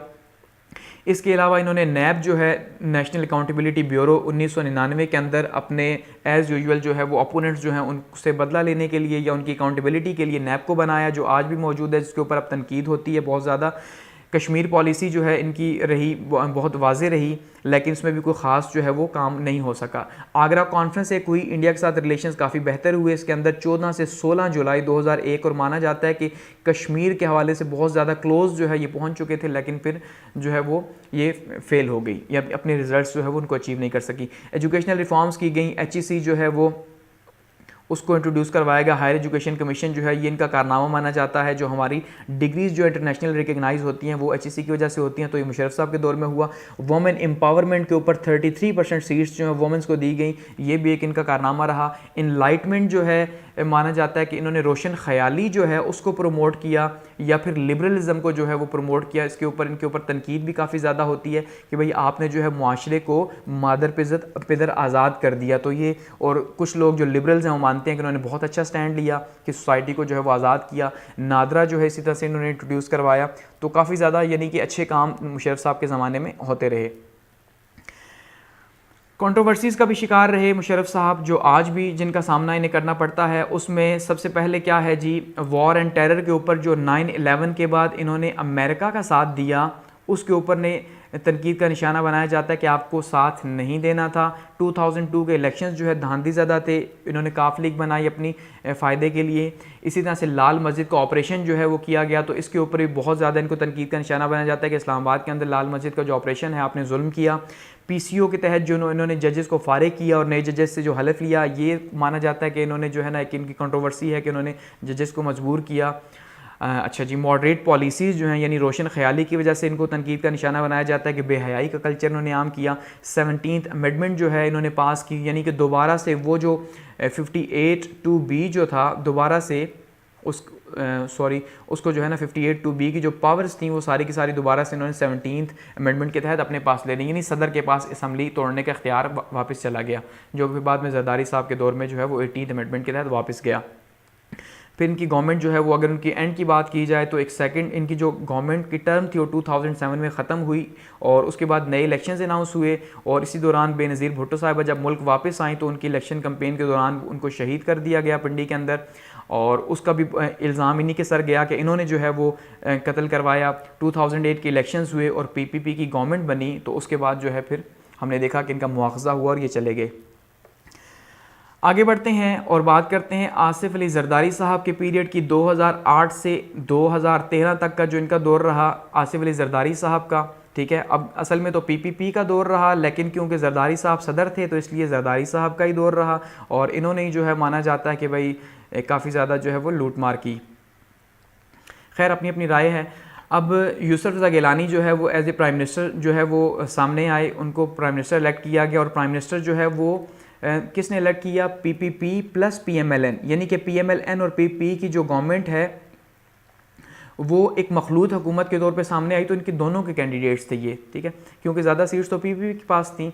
उसके बाद जी इन्होंने फिर एक इम्पीचमेंट का एक सिलसिला शुरू किया मुशर्रफ साहब की कि भाई उनको जो है मुशर्रफ साहब का मुआवजा होगा, तो मुशर्रफ साहब जो है उन्होंने फिर रिज़ाइन कर दिया, उनकी जगह आसिफ अली जरदारी जो है वो प्रेसिडेंट के लिए इलेक्ट हुए और प्रेसिडेंट बन गए मुल्क के। और जो इनकी कैबिनेट थी यानी कि जो यूसुफ रज़ा गिलानी साहब की कैबिनेट थी वो एक मखलूत कैबिनेट रही तकरीबन 1.5 साल तक। उसके बाद जो है वो नवाज शरीफ साहब जो हैं वो उससे अलग हो गए, जुदा हो गए कि भाई आप हमारी बातें नहीं मान रहे, आप जुडिशरी को बहाल नहीं कर रहे, तो ये इनके ऊपर कुछ इल्ज़ामात लगे। इन्होंने क्या किया जी, प्रोविंशियल ऑटोनॉमी जो है उसमें काम किया, ख़ास करके 18th अमेंडमेंट जो है आज भी पीपल्स पार्टी बहुत ज़्यादा मानती है कि अगर जरदारी साहब चाहते तो ये 18th अमेंडमेंट पास ना होती, लेकिन उन्होंने ऐसा किया कि जो 1973 का कॉन्स्टिट्यूशन है जो पीपल्स पार्टी ने ही बनाया था, जो इस तरह लेती है, तो उन्होंने उसको उसकी असली शक्ल में बहाल कर दिया। अच्छा, वाटर मैनेजमेंट के ऊपर, डैम्स के ऊपर उन्होंने काफ़ी ज़्यादा काम किया, लेकिन हुआ कुछ भी नहीं, गो कि इनकी प्रायोरिटीज़ में शामिल ज़रूर रहा। सिविल मिलिट्री रिलेशनशिप काफ़ी बेहतर रहे इनके दौर के अंदर, क्योंकि ये आपको पता है कि माना जाता है कि अफ़ाम व तफ़हीम से मामलात को लेके आगे चलते हैं। क्राइसिस का सामना करना पड़ा कौन कौन से, उसमें एक तो कुल्लियन जो है नवाज शरीफ साहब जो है वो 1.5 साल बाद ही जब दूर हुए इनसे, जब यानी PMLN जो है दूर हो गई, तो उसके बाद उसने मूवमेंट स्टार्ट कर दी, हुकूमत के ख़िलाफ़ बोलना स्टार्ट कर दिया, ये काफ़ी ज़्यादा प्रॉब्लम हुआ। एनर्जी क्राइसिस बहुत ज़्यादा थे, 6 से 8 घंटे इवन 10 घंटे जो है वो लोड शेडिंग डेली की बुनियादों पर हो रही थी, तो ये बहुत ज़्यादा इस एनर्जी क्राइसिस ने इनकी गवर्नमेंट को नुकसान पहुँचाया। अच्छा, लॉन्ग मार्च हुआ, लॉन्ग मार्च नवाज शरीफ साहब ने किया वकीलों के साथ मिल के, इफ्तिखार चौधरी जो थे उनको बहाल करने के लिए एक की धमकी दी गई और एक लॉन्ग मार्च हुआ, ठीक है। और इसी तरह से जुडिशरी को फिर रिस्टोर किया गया इनके दौर में, ये खुद क्रेडिट लेते हैं, जबकि नवाज शरीफ साहब कहते हैं उनके लॉन्ग मार्च की वजह से हुआ। रेंटल पावर के ऊपर जो है इनको काफ़ी ज़्यादा तनकीद का निशाना बनाया गया कि उसके ऊपर उन्होंने बहुत ज़्यादा करप्शन की और पैसा खाया। तो करप्शन के ऊपर तो खैर आप जानते ही हैं कि नवाज जरदारी साहब जो हैं वो हमेशा से ही जो है उनको इल्ज़ामात की ज़द में ही वो रहते हैं करप्शन की वजह से, क्योंकि उनको जो है टाइटल दिया गया था मिस्टर 10% का। आगे बात करते हैं जी नवाज शरीफ साहब के थर्ड टर्म की, 2013 से 2018 की, कि नवाज शरीफ साहब जो हैं वो उन्होंने जो है वो थर्ड टर्म में आए तो क्या क्या किया। तो 2013 के जनरल इलेक्शंस हुए, उसमें पीपल्स पार्टी और PMLN और PTI जो है 3 बड़ी पार्टीज़ जो हैं वो सामने आई और तीनों ही जो है कहीं ना कहीं अपनी सीट जो है वो सिक्योर करने में कामयाब रहीं। PMLQ जो है PMLQ जो है उसकी जो गवर्नमेंट बनी, PMLN की सॉरी, तो ये गवर्नमेंट बनी जो है वो सेंटर के अंदर और पंजाब के अंदर यानी नवाज शरीफ साहब की गवर्नमेंट बनी, सिंध के अंदर पीपल्स पार्टी की गवर्नमेंट बनी और खैबर पख्तूनख्वा में जो है वो इमरान खान साहब की या PTI की गवर्नमेंट बनी। तो काफ़ी ज़्यादा मुश्किल रहा इनके लिए, क्योंकि इनको एब्सोल्यूट मेजॉरिटी नहीं मिली। फिर भी PTI ने क्या किया जी, इलेक्शन रिगिंग के ऊपर पूरी की पूरी कंपेन स्टार्ट कर दी इलेक्शंस के फ़ौरन बाद ही कि भाई धांधली हुई है, और उन्होंने कहा 4 हल्के खोल दो। नवाज शरीफ साहब ने 4 हल्के नहीं खोले, नतीजे के तौर पे लॉन्ग मार्च हुआ और फिर ये पूरे का पूरा एक जो है प्रोटेस्ट बिल्ड हुई जो तकरीबन 3 साल तक चलती रही इनके दौर में। ऑपरेशन ज़रब-ए-अज़्म जो है स्टार्ट हुआ इनके दौर में, यानी कि जो एजेंसीज़ हैं यहाँ पे और अफ़गानिस्तान के बॉर्डर के ऊपर जितने भी तालिबान थे उनके ख़िलाफ़ जो है ये ऑपरेशन स्टार्ट किया गया आर्मी की तरफ से। ड्रोन अटैक्स जो है इनके दौर में होते रहे, इसके ऊपर भी इमरान खान साहब ने बहुत ज़्यादा तनकीद का निशाना इन्हें बनाया और ड्रोन अटैक्स के ऊपर जो है वो काफ़ी ज़्यादा धरने भी इनको सामना करना पड़ा इमरान खान साहब की तरफ से। इकनॉमिक कंडीशंस जो हैं मुल्क की ज़्यादा बेहतर नहीं थी, उसके ऊपर भी करप्शन के इल्ज़ामात इनके ऊपर लगते रहे। इंफ्रास्ट्रक्चर डेवलपमेंट या CPEC के हवाले से जो इनका प्रोजेक्ट थे उनको ही आगे लेके चले, तो ये काफ़ी ज़्यादा जो है मुस्बत जो है मूव रही। APS अटैक हुआ इनके दौर के अंदर, यानी कि जो पेशावर के अंदर जो है हमने देखा कि आर्मी पब्लिक स्कूल है उसके ऊपर जो है वो अटैक किया गया और तकरीबन 140 के करीब बच्चों को शहीद किया गया वहाँ पे। तो ये एक काफ़ी जो है वो बुरा सानिया रहा इनके दौर के अंदर।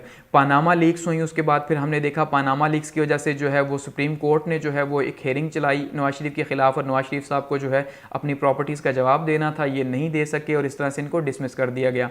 और फिर जो है 1 साल के लिए तकरीबन शाहिद खाकान अब्बासी जो हैं वो प्राइम मिनिस्टर रहे मुल्क के। और फिर इस तरह जो है वो 2008 मई के अंदर 18 के अंदर नए इलेक्शंस जो है वो अनाउंस हो गए। एंड की तरफ बढ़ते हैं और बात करते हैं अपने लास्ट एरा की, और वो है जी इमरान खान साहब का।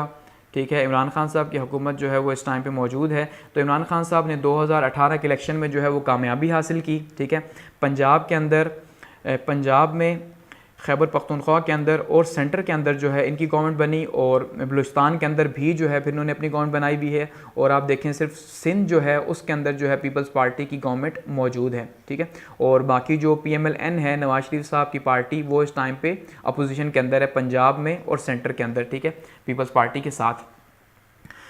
तो अगर बात करें इनके रिफॉर्म्स एजेंडा की, जैसे हर गवर्नमेंट आती है रिफॉर्म्स लेके आती है, तो इमरान खान साहब भी बड़े बड़े नारों के साथ आए कि रिफॉर्म्स जो है वो करेंगे, और सबसे इंपॉर्टेंट चीज़ करप्शन जो है उसका खात्मा किया जाएगा, और जिन लोगों ने मुल्क को लूटा है, ठीक है, सबसे इंपॉर्टेंट का जो स्लोगन था कि मुल्क को लूटा है उनसे पैसा वापस लिया जाएगा, उनका एहतसाब किया जाएगा, जिसके ऊपर आप देखिए इस टाइम पे इन्हें बहुत ज़्यादा तनकीद का निशाना भी जो है वो बनाया जा रहा है। ठीक है, तो उसमें नैब के रोल को जो है वो बहुत ज़्यादा अभी क्रिटिसाइज़ किया जा रहा है कि भाई नैब जो है हालांकि बनाया पीपल्स पार्टी और नून लीग ने मिलकर है, लेकिन इसके बावजूद नवाज शरीफ साहब इमरान खान के ऊपर इल्ज़ाम लगता है कि भाई उन्होंने जो है वो नैब को एक्टिव कर दिया अपोजिशन को पकड़ने के लिए।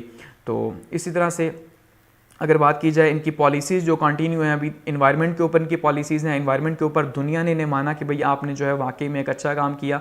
इसके अलावा कोरोना अभी जो गुजरा आपने देखा, उसके ऊपर जो है वो दुनिया ने रिकगनाइज़ किया इमरान खान साहब को कि आपकी पॉलिसी जो कोरोना के ऊपर थी, जो स्टैंड था वो बहुत अच्छा था स्मार्ट लॉकडाउन का। अच्छा, इसके अलावा अगर हम बात करें लोन स्कीम की, तो लोन स्कीम इन्होंने अभी इंट्रोड्यूस करवाई जी यूथ के लिए, ताकि आप कर्ज़ लें और अपना बिज़नेस कर सकें। FATF की शराइत जो हैं उसको माना जा रहा है, उसके लिए जो है काफ़ी ज़्यादा मुश्किलात का सामना इन्हें करना पड़ रहा है, और ग्रे लिस्ट से पाकिस्तान को निकाला जा रहा है, तो इसलिए बड़ी एफर्ट करनी पड़ रही है इनको। और ख़ास करके अपोजिशन की तरफ से अभी आपने देखा, पहले भी मौलाना फजल रहमान साहब ने जो है वो एक लॉन्ग मार्च किया मौलाना साहब ने, तो इस टाइम पे दोबारा से इन्हें धमकी है कि भाई इस टाइम पे जो है ये पीपल्स पार्टी, PMLN और सारी की सारी पार्टीज़ जो हैं वो क्या करेंगी जी, एक लॉन्ग मार्च चलाएंगी, एक मूवमेंट चलाएंगी गवर्नमेंट के ख़िलाफ़। तो इस टाइम पे इनकी गवर्नमेंट जारी है अभी, और देखते हैं कि इन फ्यूचर जो है वो क्या होता है। तो यहाँ पे इस लेक्चर को जो है वो एंड करते हैं, काफ़ी ज़्यादा लेंथी हो गया, लेकिन जितने भी एजुकेशन के हवाले से इम्पॉर्टेंट जो है वो इवेंट्स थे वो सारे के सारे इसके अंदर डिस्कस हुए हैं 1947 से लेके 2020 तक के। ठीक है, तो एजुकेशनली जो है ये वीडियो आपके लिए बहुत ज़्यादा हेल्पफुल रहेगी कि आप पाकिस्तान की हिस्ट्री को समझना चाहते हैं, तो आपको सिर्फ एक ही वीडियो जो है वो ये देखनी है कि लेक्चर, और इसके बाद जो है आपको सारी की सारी हिस्ट्री जो है वो आपको पता चल जाएगी कि कब कब पाकिस्तान में क्या क्या होता रहा और क्या क्या रिफॉर्म्स आती रहीं। इसके अलावा एंड में एक सबसे इम्पॉर्टेंट बात, क्योंकि इतना लॉन्ग लेक्चर था और इतने लॉन्ग लेक्चर के दौरान अगर कहीं पे कोई मिसप्लेसमेंट हुई है या कहीं पे कोई ऐसी चीज़ जो कि शायद के हिस्सा ना रही हो, लेकिन वो अगर मैंने कही हो, तो आप उसको कमेंट सेक्शन में ज़रूर जो है वो प्लीज़ मेंशन करें, ताकि जो भी देखने वाले हैं उनकी करेक्शन हो सके। और at the and thanks for watching, इतने लेंथी लेक्चर के लिए जो है आप मेरे साथ रहे, और यहाँ पे से एंड करते हैं।